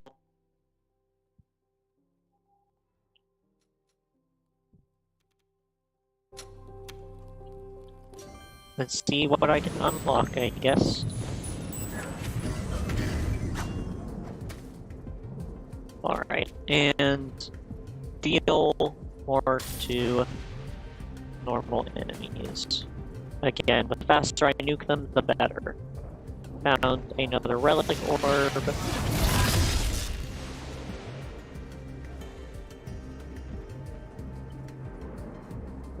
first time you hit an enemy with your weapon, it poisons them. That is very good for poison builds, obviously.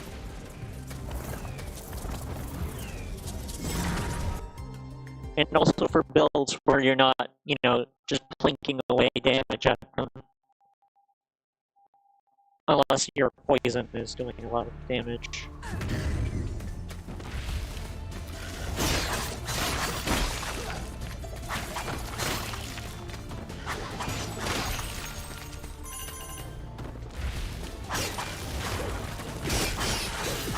Damn it.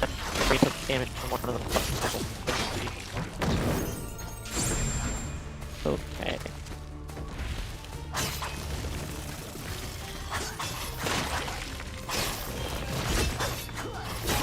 God damn. Okay. And there we go.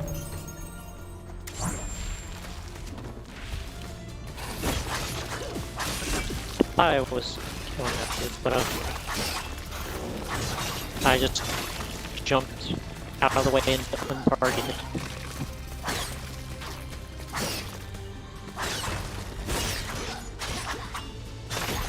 There we go.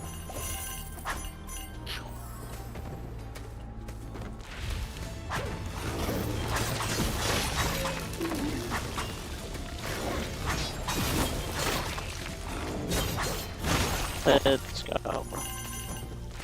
I will take health over coins any day.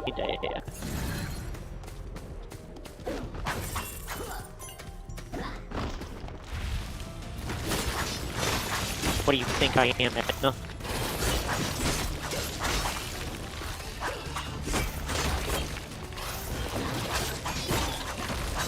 Extremely funny vaccine apartheid joke.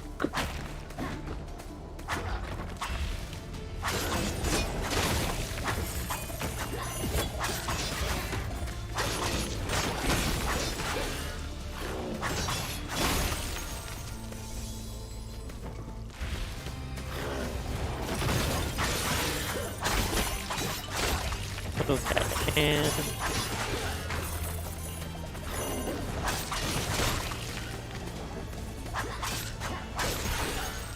there we go.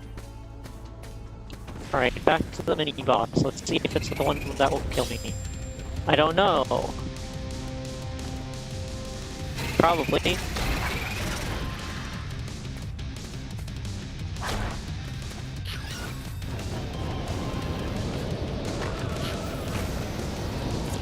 Holy shit. It's just this. It's just the fucking other one, but faster.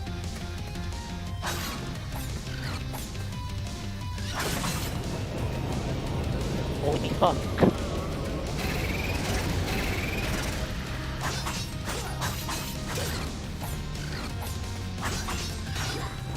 It's basically like, are you actually good at like the first mini boss that you got? Are you really though? That's basically this dude in the show.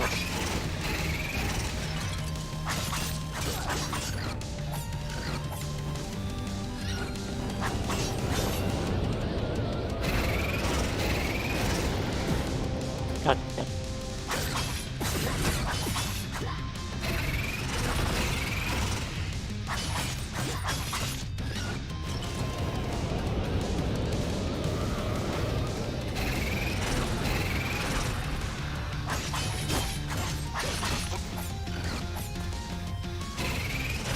I basically got this fucker in this one. Okay, there we go. See, I've got the mini bosses. Kinda. Again, not enough coins to actually do anything with those. I already got that dialogue. I hope they add more dialogue over time in the early levels, because otherwise you're gonna be seeing a lot of that same shit.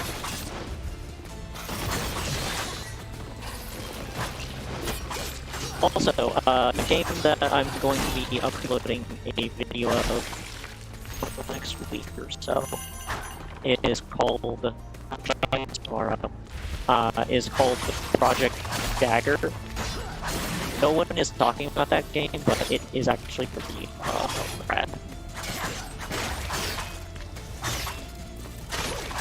It is a first-person dungeon crawling RPG. They call it an FPS, but it plays more like a dungeon crawler, to be honest. I'll take that. I don't need to heal, so I guess I'll go with this.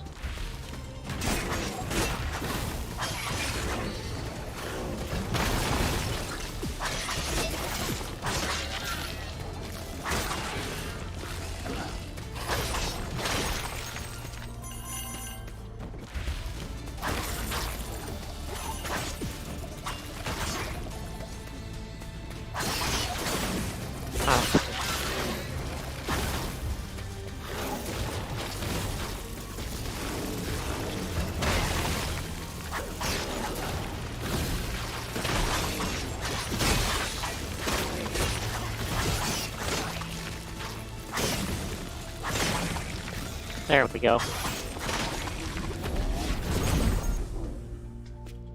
Increase max HP. Increase damage. That's the most likely to actually get me to live. As far as I'm concerned.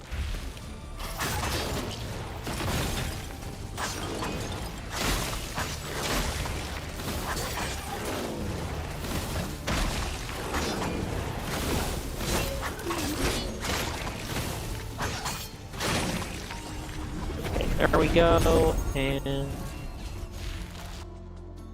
first time I hit an enemy, when I crit, that's the most likely to actually do anything. Especially against the boss. That sounds interesting. I would like to join the giveaway as well. My Discord is nitroverse4268. Also, did y'all see...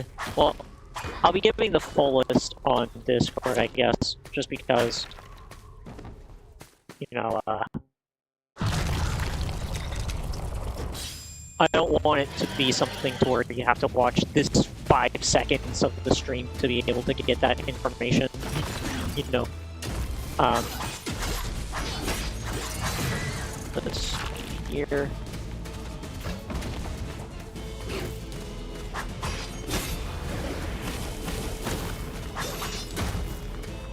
Yeah, I'm definitely not gonna make it out of this boss fight.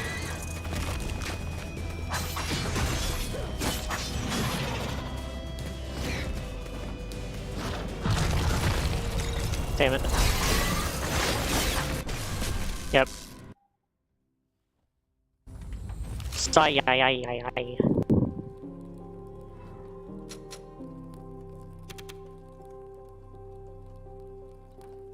I do think this would be a bit more fresh in co-op, of course. Just because then you have another person you can, you know, banter off with over time. As opposed to just being like... Okay, relic selectors can be refreshed. I don't know what that does, so I guess I'll take that.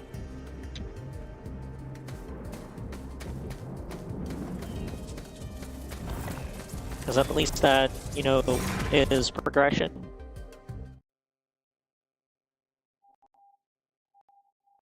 Skogfe.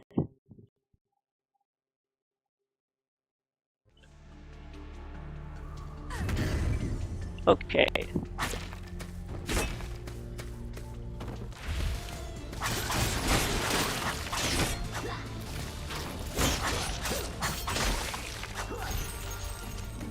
And after this run, I think I'm going to take some time to have a chilled down section to it.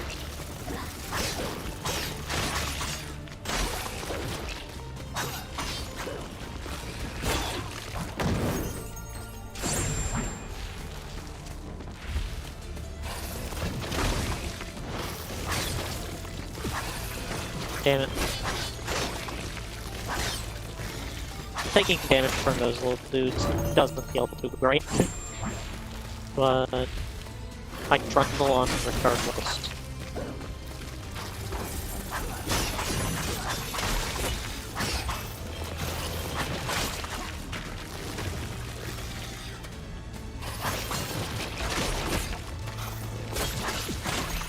And I do want to get to the point where I'm just nuking them down. Especially these dudes.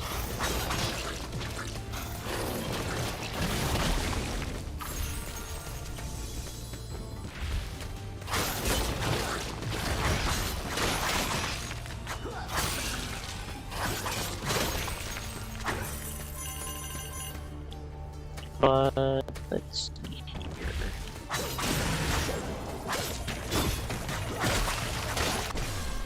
Damn. What? Actually making it convenient? Preposterous. Actually making what convenient?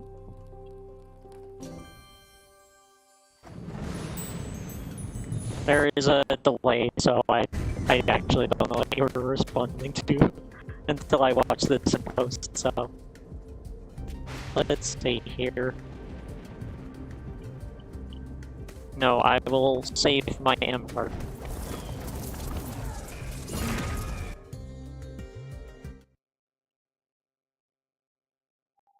Yeah, I'll go another run and then I'll do the chill down bit. Just because I haven't gotten to use this pretty rad overlay that much this stream. And I picked it up because it is thematically tied to fire, Ember, Ember Knights. So I should use the overlay. So I got it for.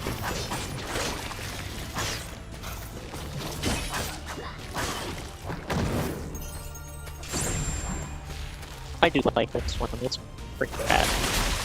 Oh wait, this is the chocolate. I mean, it's got its charms to be, I guess.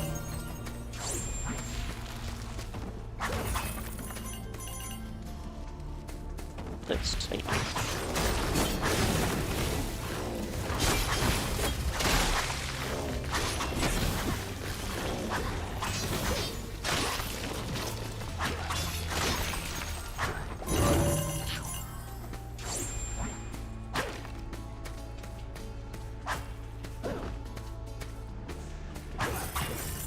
Almost left the coins behind. That would have been all full of risks.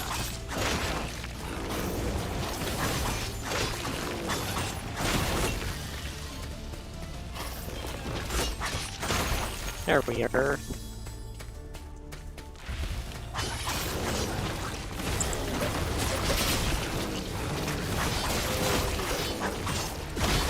Damn.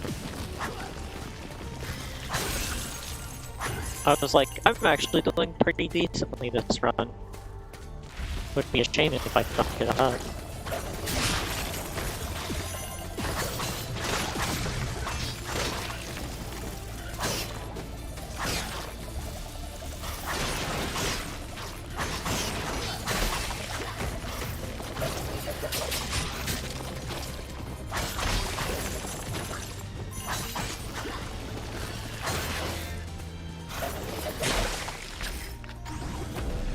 I'm literally at 1 HP.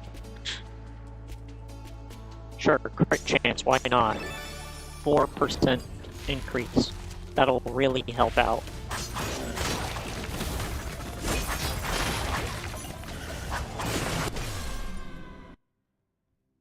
The giveaway list, you need to watch this 5-minute section of this 2-hour video to learn what the giveaways are, etc. Yeah, that would be very funny. If I was just like, yeah, let me bury the lead in this. Okay. So we're gonna do what is called an intermission. And by intermission, I mean we're going to actually do be right back because...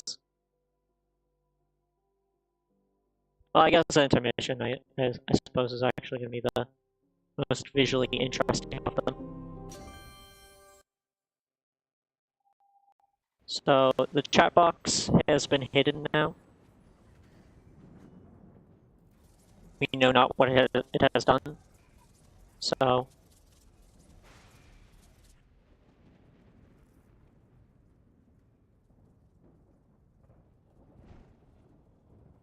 why don't we crop this a bit so that it looks a bit nicer without the UI. Okay, so that's a nice little intermission here.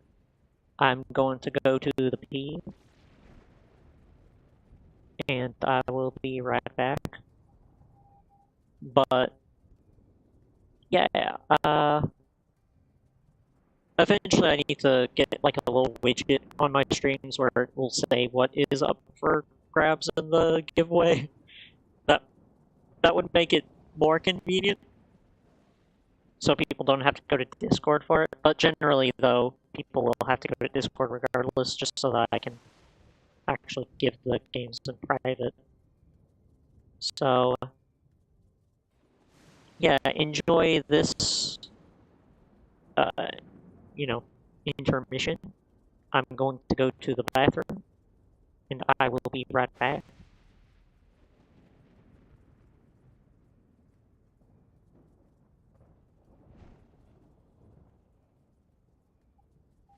And yeah, I'm gonna mute myself in the meantime. But any questions or anything, feel free to put them in the chat or wherever you like.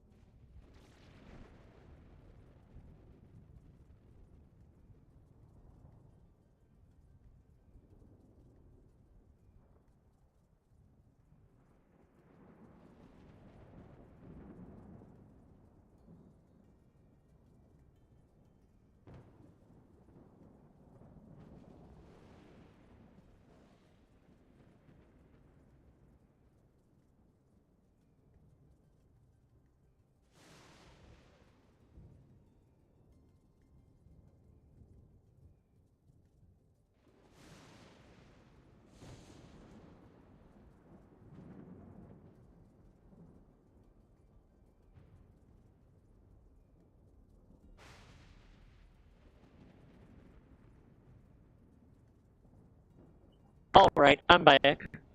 So, I did want to ask, what is everyone's favorite games of this year so far?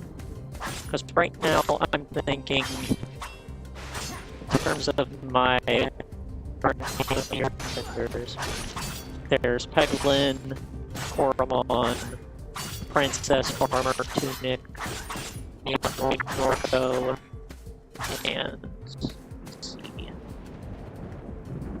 There are a few others I'm not thinking of right now, which does not speak to their inferiority or anything like that, of course. It's just a thing of I'm not entirely certain. So just gonna check. I'm really hoping Cult of the Lamb, by the way. I'm doing a stream of that when it comes out. I'm hoping that is up there as well. But anyway, Shotgun King, definitely one of the more fun games this year. Citizen Sleeper, don't even know why I forgot about Citizen Sleeper, considering that was just my last stream. Stanley Parable Ultra Deluxe is fucking hilarious. Backpack Hero is probably going to be up there when it launches into early access next month.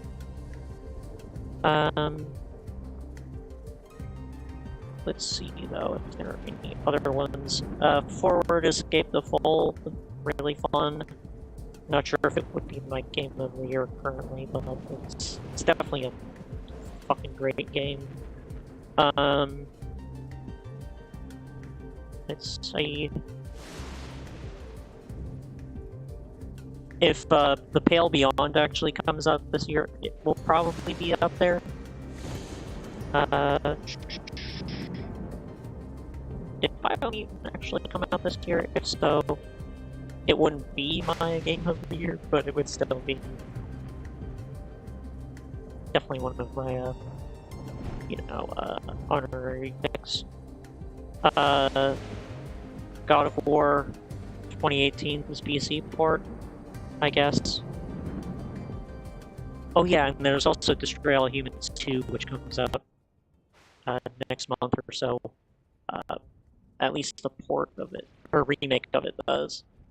Which I always preferred Destroy All Humans 1. It felt more structured, but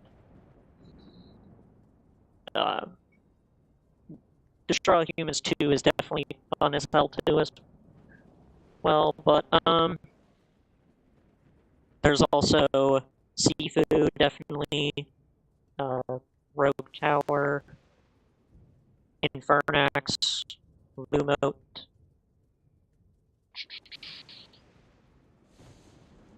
The problem is actually figuring out which ones actually fucking came out this year. I'm definitely looking forward to Lightyear, Frontier, and Tinykin. I hope those are contenders. Witchfire, if that comes out, looks fucking sick. I still need to let it have a nice depth grow on me, because so far it hasn't completely. But Buck Up and Drive is definitely up there for me. On PC, My Time at Sandrock. I still haven't tried Poria yet. Or Porsche, I should say. My Time at Porsche. Evil West looks sick as well. Not sure if I'll actually be trying it. Endling, I have not fully gotten into yet, but it definitely is fucking terrifying like I thought it would be. Your poor little kids.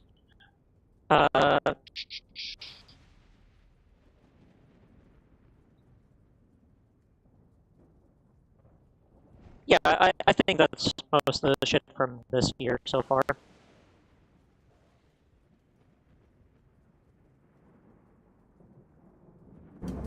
I'll run around a bit for the rest of this intermission, just so that there's visual intrigue for it, slightly. On Switch,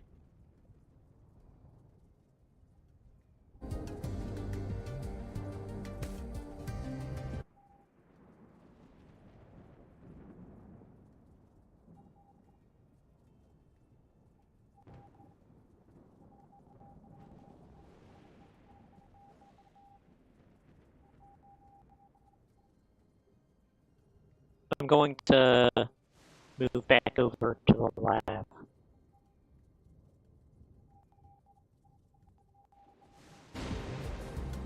So, yeah, I'll get back to this, but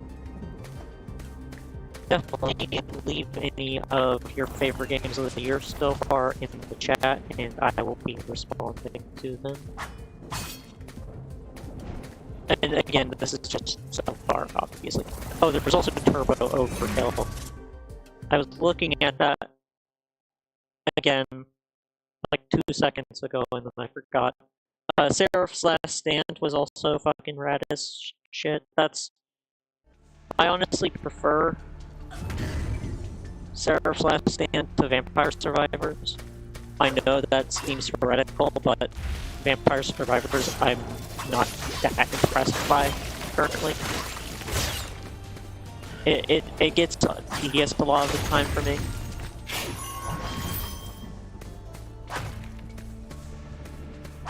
Like, if I don't have garlic, I'm not having fun with it a lot of the time. Nor am I doing particularly well.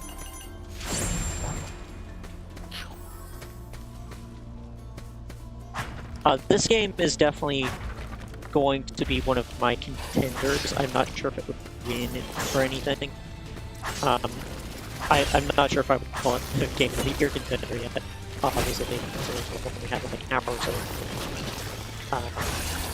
so far, but it is definitely a game that I think deserves to be in contention for something, at least. Even if it does get stuffed. Like, I accidentally did with a couple of my actual Game of the Year, you know, award winners, namely Shovel Knight Pocket Dungeon and the Forgotten City. Those victories are canon, quote-unquote, as far as I'm concerned, but I just fucked up and dropped the ball on the actual video editing and including them. So that was my bad. Also, I think the burn should do more damage to the tree dudes, just because that would be funny.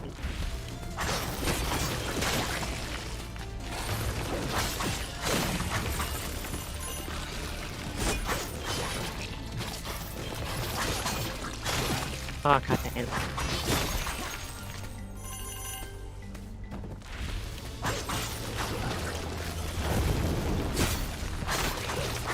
Also, I don't even know how that did damage to me, but okay. Why do you have to keep spawning with the long range enemies?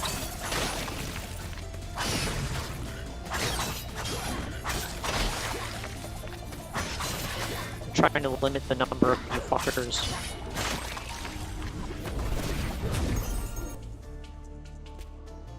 Okay.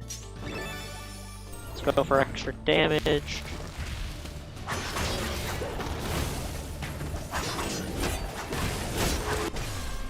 Fucking bullshit. Have you tried making a game? Oh. Let me see. On Switch, I started getting Switch games from the library again. So far, I played Immortals Phoenix Rising, and Lego City Undercover. Have not finished either of them yet. Have you tried making a game? What type of game would you like to make if you were able to? I've considered it. I was in game dev class in high school, so I did technically make some games, but they weren't like serious. Obviously, they were student projects that you wouldn't show to anyone really. But I liked putting some like little tricks and stuff in there, little secrets and whatnot. So, you know, I thought that was fun. It was fun to do. Would I make an actual game myself again? Like a serious one? I mean, I've considered it. I've put some thought into doing maybe like a Zelda-style game. I had a bit of an idea with one that I thought would be pretty unique. But to be honest, that was like 2 years ago, so I've kind of forgotten what it was. I did have an idea for a Metroidvania as well. Called Crown. For it. But it was just like a very big idea. One that I've been thinking of as well by the name of the Hound of the North. And when I say these are work of the other shit, of course, comics or something like that, so yeah, far more likely for me to work on a game as a user, you know, comics that's in terms of artistry. So it's far more likely for me to studio or something to do like a tiny little game based on one of my comic characters, and then try to build a game out that way to draw attention to the comics, but also to, you know, use my, you know, knowledge with indie games to my benefit, you know, business-wise, outside of noteworthy. But I'm still not sure of how that would actually manifest, and even if it would. Because again, I'm not even in talks with any indie developers like that. So, you know, again, that's probably the most likely thing to happen sooner, is me working on it or as a producer or as a writer. But with that in mind, I have some ideas, you know, if I were to be more like, a bit more involved, I guess. And one of those I had an idea for is the Hound of the North one, and I'm thinking of it as being kind of like, I guess like, you know, it's like a wind tree, you're stuck in like this mansion with like a bunch of, you know, other NPC characters, and essentially it is like a social deduction story, but instead of it being, you know, like social deduction PvP, it would be you are an assassin who is, you know, essentially acting undercover, trying to figure out who exactly your target actually is. And I'm thinking of it as being kind of like an immersive sim with like some stealthy elements, but you can also just break into fucking Miami and just kill everyone else. And the game lasts like 40 minutes in that sense. Obviously, that's just a very rough idea, and an actual designer, programmer, artist who would be working on that may run into things where they would need to change elements of the design. But I think that would be a very cool idea for a game. Is just the idea that you're kind of stuck in this, you know, like, this, mansion, you know, and you're, like, looking around every corner trying to figure shit out. But the more you do that, the more likely you are to get caught yourself. And people will be like, hey, what the fuck are you doing snooping around? You know? In which case you may end up having to, like, up to the point maybe kill that person and, like, hide their body, and then it's like, you know, you get, like, dynamic storytelling.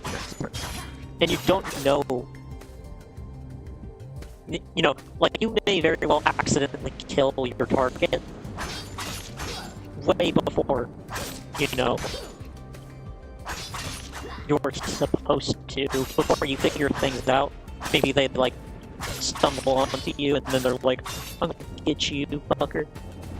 You know, something like that. But I'm thinking of it as more of kind of like a story where you kind of build up over time ideas of like you learn more about the like answers to the mysteries by playing more of it. And even if you were to successfully eliminate your target right away in the first like 30 seconds, you still have a lot more to learn about it, is the idea. And it's kind of just like how much you want to invest in it is like my ethos in terms of like how I would pitch it to an actual designer, artist, programmer, etc., etc. So again, I would probably just be the writer on it. because that's my forte. I'm more of a writer. So, and as you can tell, that that's where my intrigue is more kind of like the basics of like the setup of it, and then also like building up potential areas of intrigue, that kind of thing. But again, I don't even know if that would even happen, because again, I'm more focused on the comics right now. And if I were to even get into video games at that point, it would only be after we would, be starting with doing like the commissions, like in games, like I was alluding to before. I would definitely love the idea of commissioning like a Hotline Miami style game with like one of my characters, that kind of shit. Just doing stuff where we get to celebrate indie games as well is another thing. And celebrate, basically put some other people on, I guess. But yeah, I have tried making some games. I have considered doing like a very basic, like Zelda style game with like an asset pack or something. I was thinking of having it be like 1-bit or something. And I think the Art Deco Metroidvania game, I think that could be like a very interesting art style for a Metroidvania, because Metroidvanias, in terms of the vibe, a lot of it is, like, a lot of the appeal is kind of feeling things kind of, like they're, weaving together, like finding how, like, shortcuts and shit like that. That kind of thing is, it plays well, I think, with Art Deco as an art style and the vibes it gets that are kind of like architectural and like avant-garde, that kind of shit. I think those two are kind of kindred spirits, and I'm actually kind of surprised it hasn't happened already. And also being like a big Pokemon fan, I like the idea of doing a Pokemon style monster catching game. And again, this is just a lot of like wish list type stuff. This isn't stuff that I think seriously would be,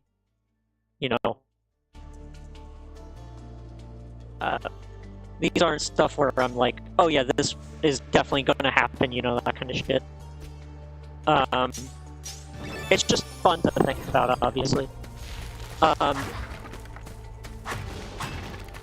like the idea of a Metroid, or like a monster catching game, which is, a bit more kind of like got a mean streak to it.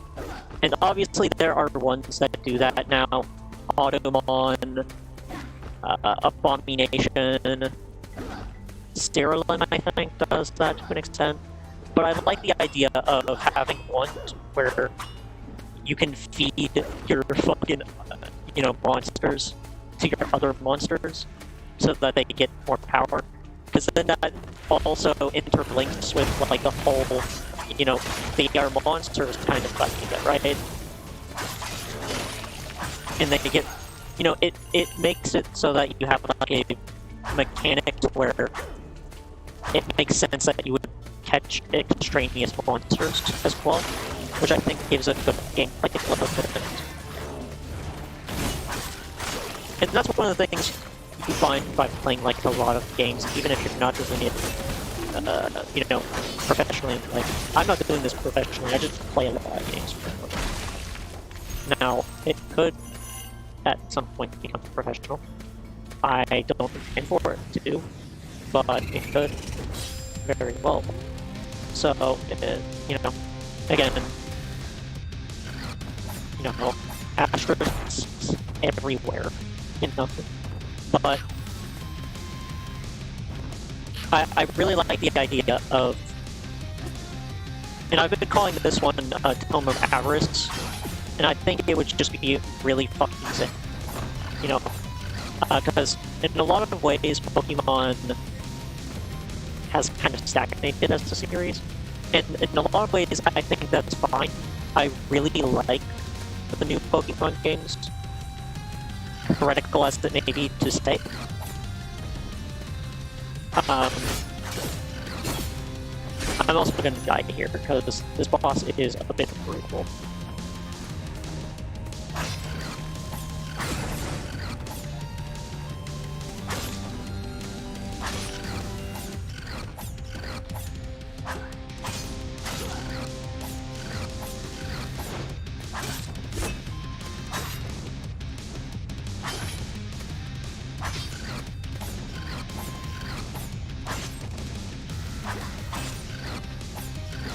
This dude's just obsessed with trying to kill me with the fucking, like, stuff in my blood.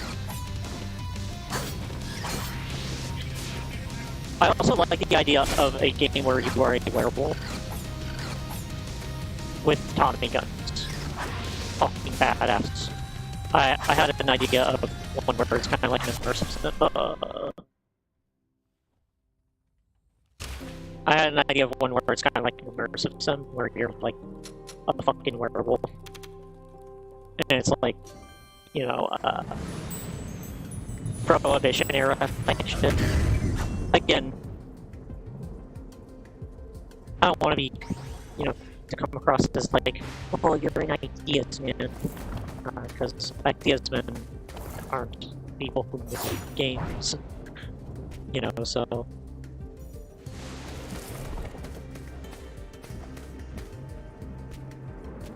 You know, an idea only can go so far, obviously. So please do keep that in mind when I'm just sharing, like, oh, I think this would be fucking cool, you know?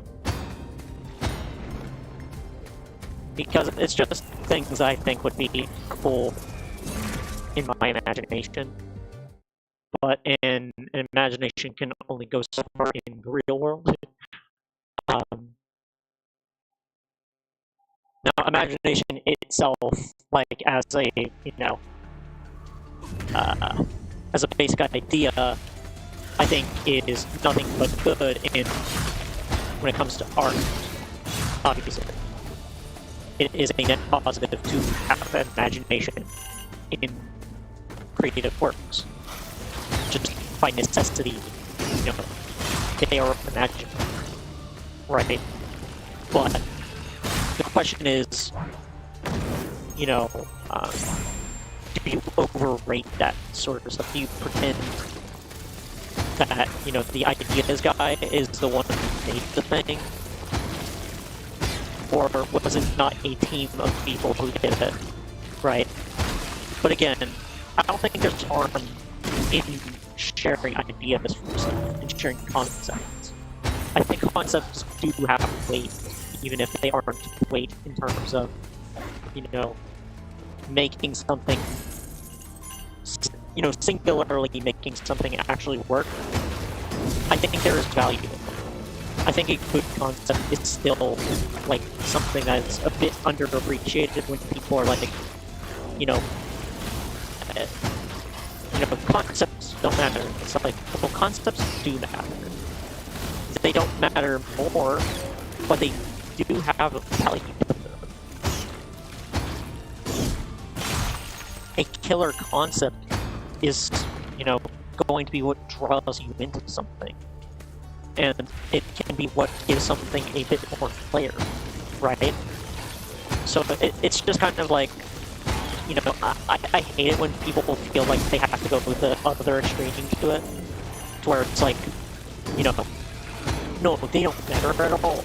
It's like, well, execution does matter much more in terms of, you know, a concept can only, you know, go so far in terms of being what sells something as being good, I should say, right?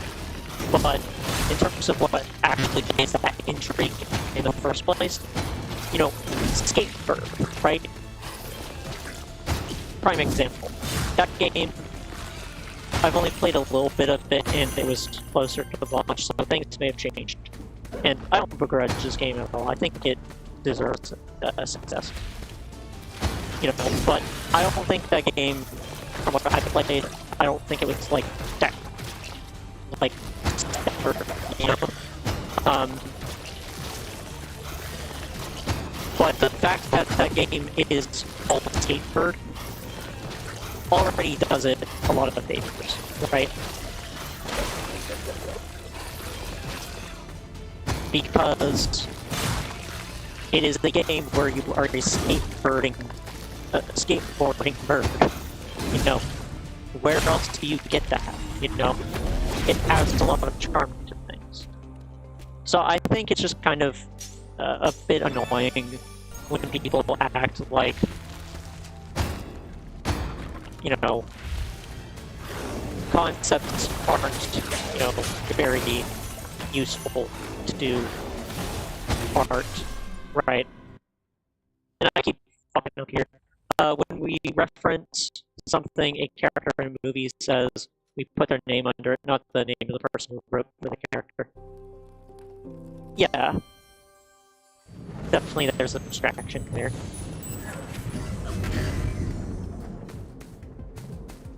And to an extent, you know,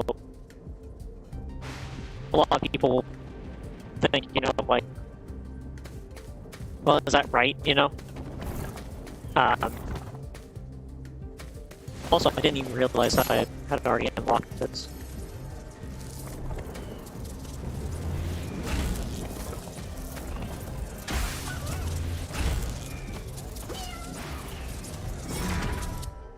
Okay, so I've already unlocked all 4 of the main weapons, so that's cool. But, you know, back to like the ideas, I think, just because I was kind of getting off into the woods, to be honest, with the, you know, concepts versus execution thing.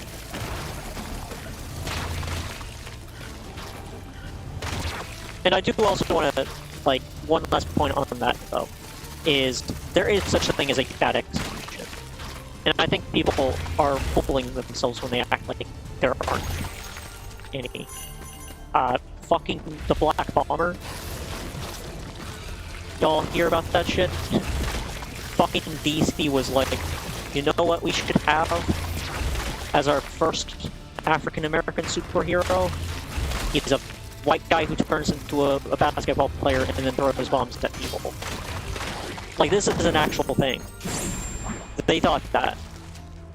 And then it eventually became Black Lightning, who was an actually real character with, like, humanity to him. But Tony Isabella, the guy who wrote for and co-created Black Lightning, he was like, bruh, why would you try that?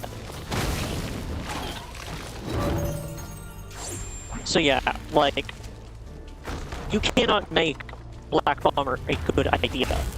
It's impossible. It is physically impossible. That is just fundamentally racist and dog shit. So, when people are like, oh, concepts don't matter, it's all about the execution, they are fucking bullshitting. They're talking out their asses. Because that is absolutely not true in the real world. You know, in the real world, Black Bomber is fundamentally a bad idea that should never have seen the light of day. No one should have ever thought of it.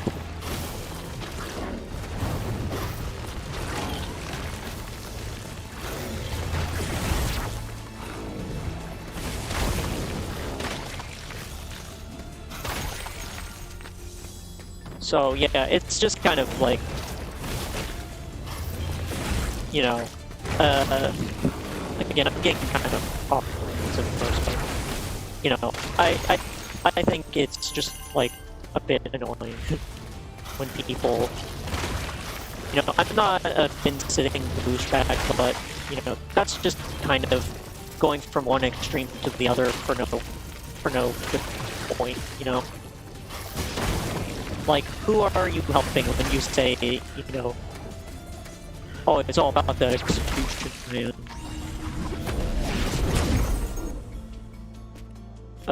Let's see here.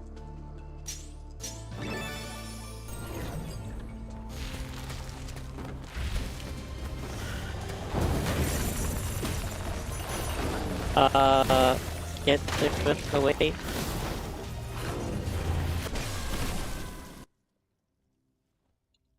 But, anyways, fucking, whatchamacallit,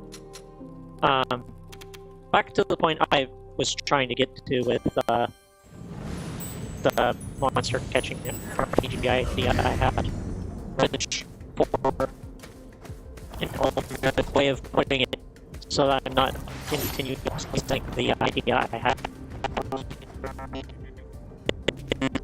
I'm calling it also, this is good.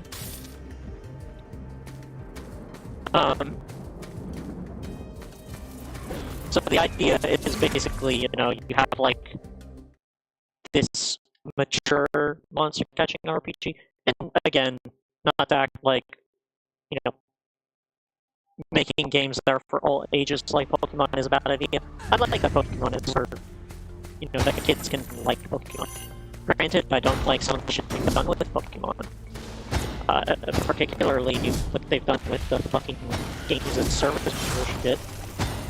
But in terms of the mainline games, those games are fucking, like, a lot of them are just fucking sleek as fuck. And just, like, really, really well made. Even if they're, like, not fucking balanced or whatever bullshit, they have a really nice sense of adventure.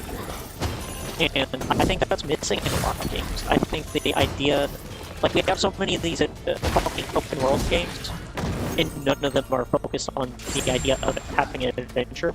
They're all about just fucking punching shit.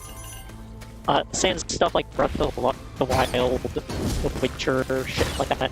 Like, I like having games that, you know, can, you know, be a bit ditzy work, I guess. You know, I think there's value to that. Structurally. But I don't like it when everything just feels like fucking synthetic game juice, you know, like, oh, we gotta do this to make the number go up, you know, that type of fucking bullshit. Like, all the fucking line says it goes up when you have everything being fucking just like this vapid, fucking vacuous shit that no one cares about. They just do it just cause, like, you know, you know, value for money above anything else. And it's like, I get that. Especially if you're, like, on a fucking budget, I get fucking, you know, every dollar has to fucking, like, count, you know, I get that. But also, it's just, like, fucking, like, mind-numbing when that's all there is.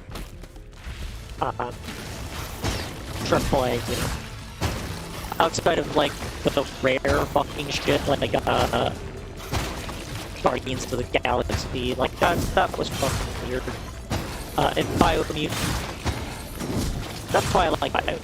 Biomutant feels like something that, like, a team came together and they were like, let's do this shit, you know, regardless of if it's fucking good for the algorithm or whatever bullshit. You know, that's, you know, got a sense of purity to it, I guess. And I respect that a lot.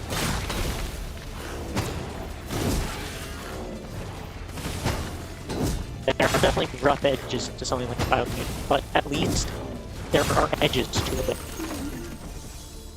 It is not just fucking processed meat game juice.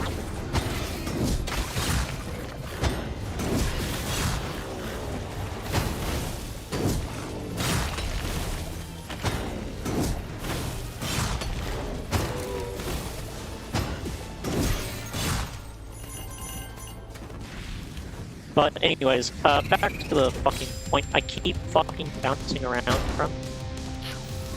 Talking about efforts, right? The idea with that is, you know, just kind of giving things like a nice twist in a lot of areas. And again, this is just like a wishlist game. I'm not pretending that, you know, like, ooh, fuck Pokemon, ooh, fuck Tintin or whatever. You know, there are a lot of fucking good ass monster catching RPGs. There's one for everyone. You like the multiplayer elements of Pokemon? Go to Temtem.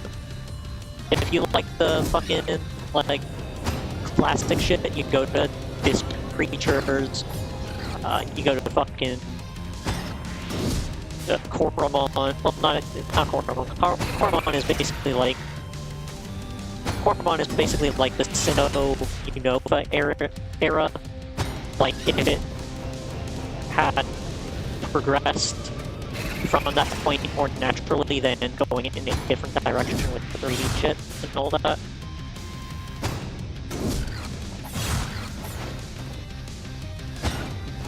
So it's basically like, what if we made Pokemon but fleshed it out more in that era and just gave it more of a feature-rich air to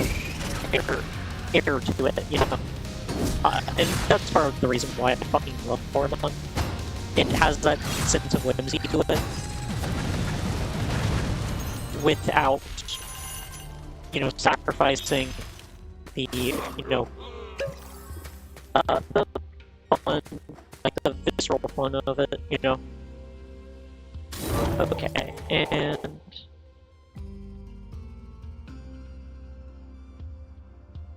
oh. But, yeah, it's just kind of like... and I keep going on these tangents, but my point is that I think there's a lot you can do with that in different ways that hasn't yet been explored because people just look at, you know, the Pokemon games and all that as just being games a lot of the time. And there are more mature Pokemon style games. Monster Crowns like that. Cerulean, I guess. You know. But the idea that it's more kind of like a dork fantasy type of thing, I don't think is yet much into good. And that's mostly my point. So I think that could be really cool. I think that could be a really fun thing to do. Is just like, what if we took Pokemon and just, you know, built it out in a way. Like, what if we, you know, changed things around, made it, you know, like, real fresh again, you know?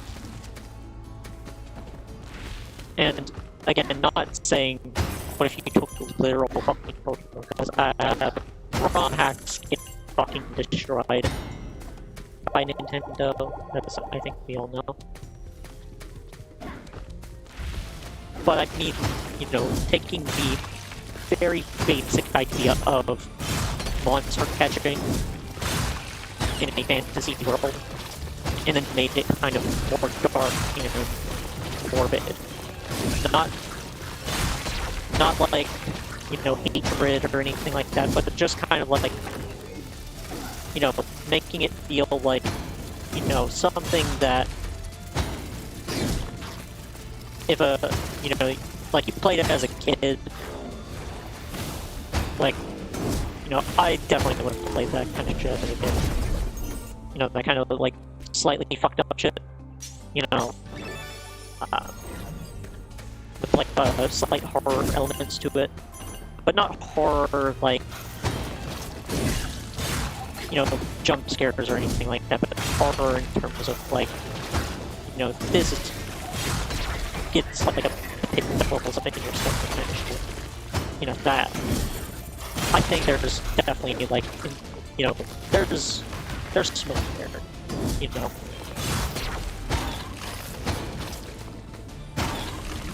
Like, you could make something definitely really cool with that.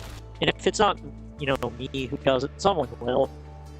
The first weapon hit on an enemy. Ooh, this is good. I'll take that.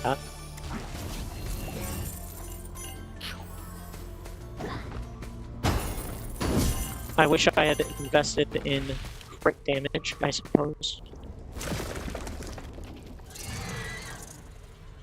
But let me check here. When we refer, same thing as before. But yeah, I just think there's a lot you can do there that just hasn't been explored. And that's the interesting thing about, making a spiritual successor to something. It is not just making that thing again, but doing it in a new way, right?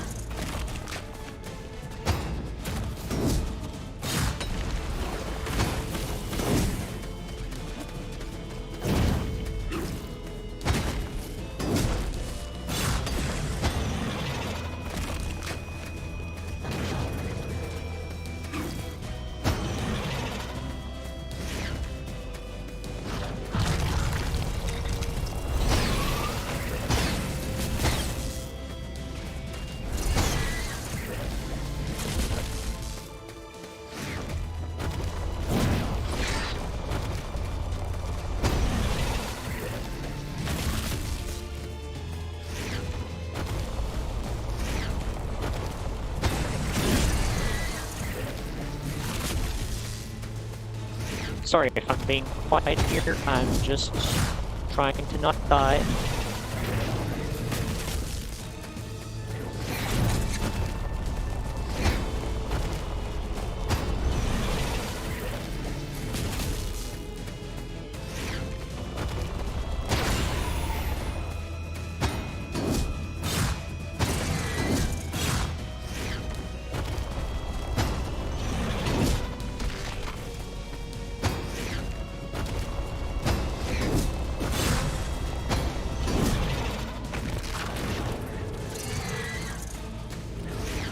Final stage, motherfuckers.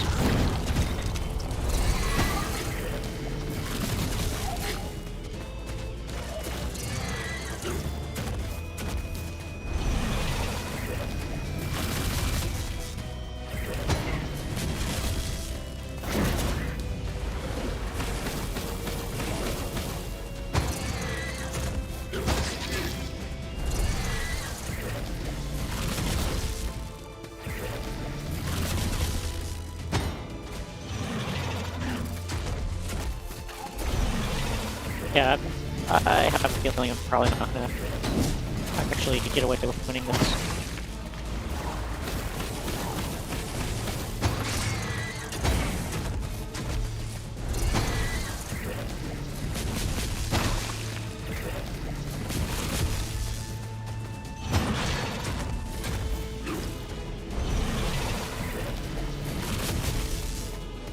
But who knows? I'm gonna die immediately now, aren't I?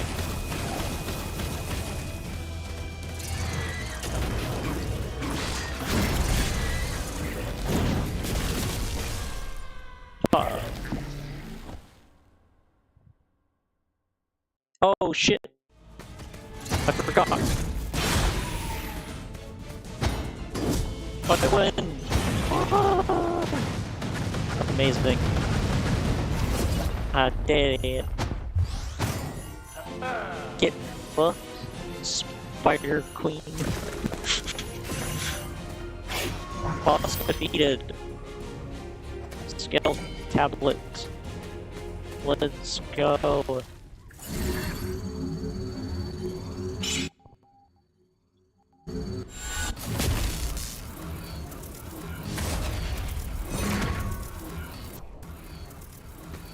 Oof. Let's get in there. Entering ...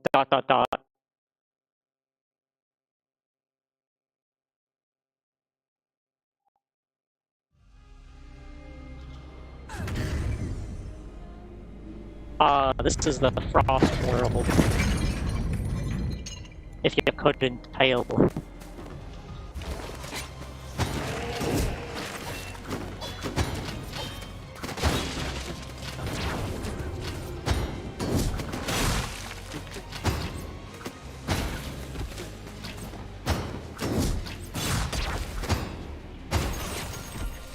Oof.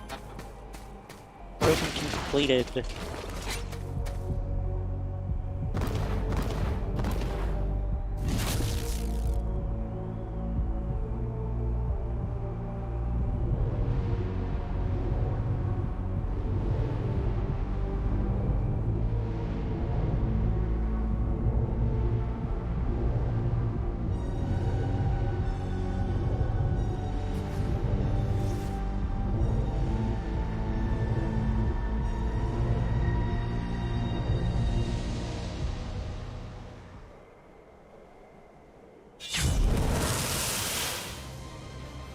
So, let's see. This is one of those things where you fucking...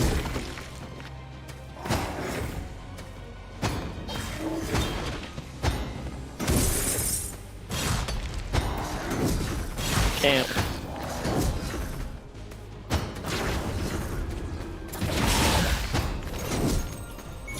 Let's go.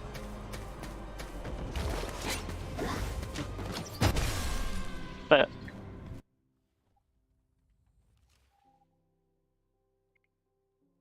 Well, I think that,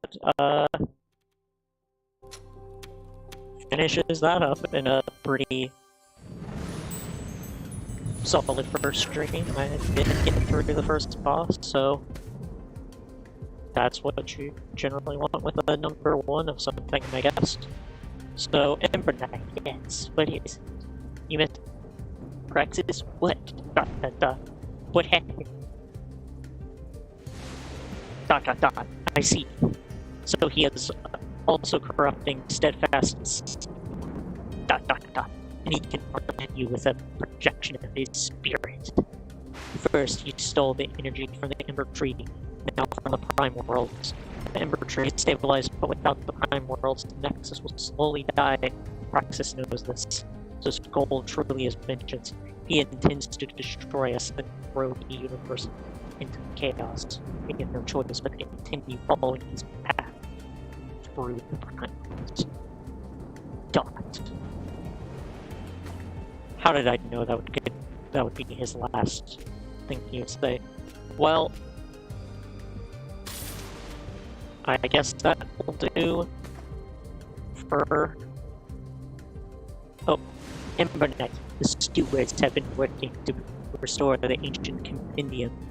The compendium is a tome that contained the history of the universe, but it was destroyed when Praxis attacked. Now that preparations are complete, I can begin.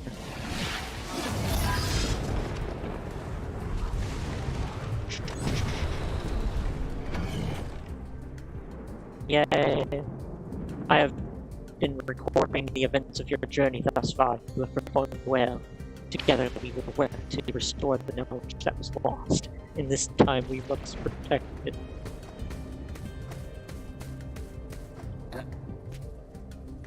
So this gives you an idea of the game and what you can expect of it so far.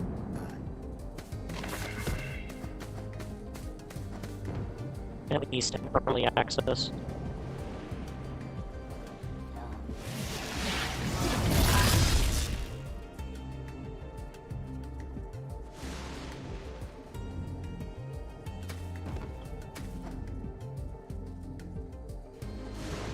So let's see, all of the stuff you unlock after beating the first real boss.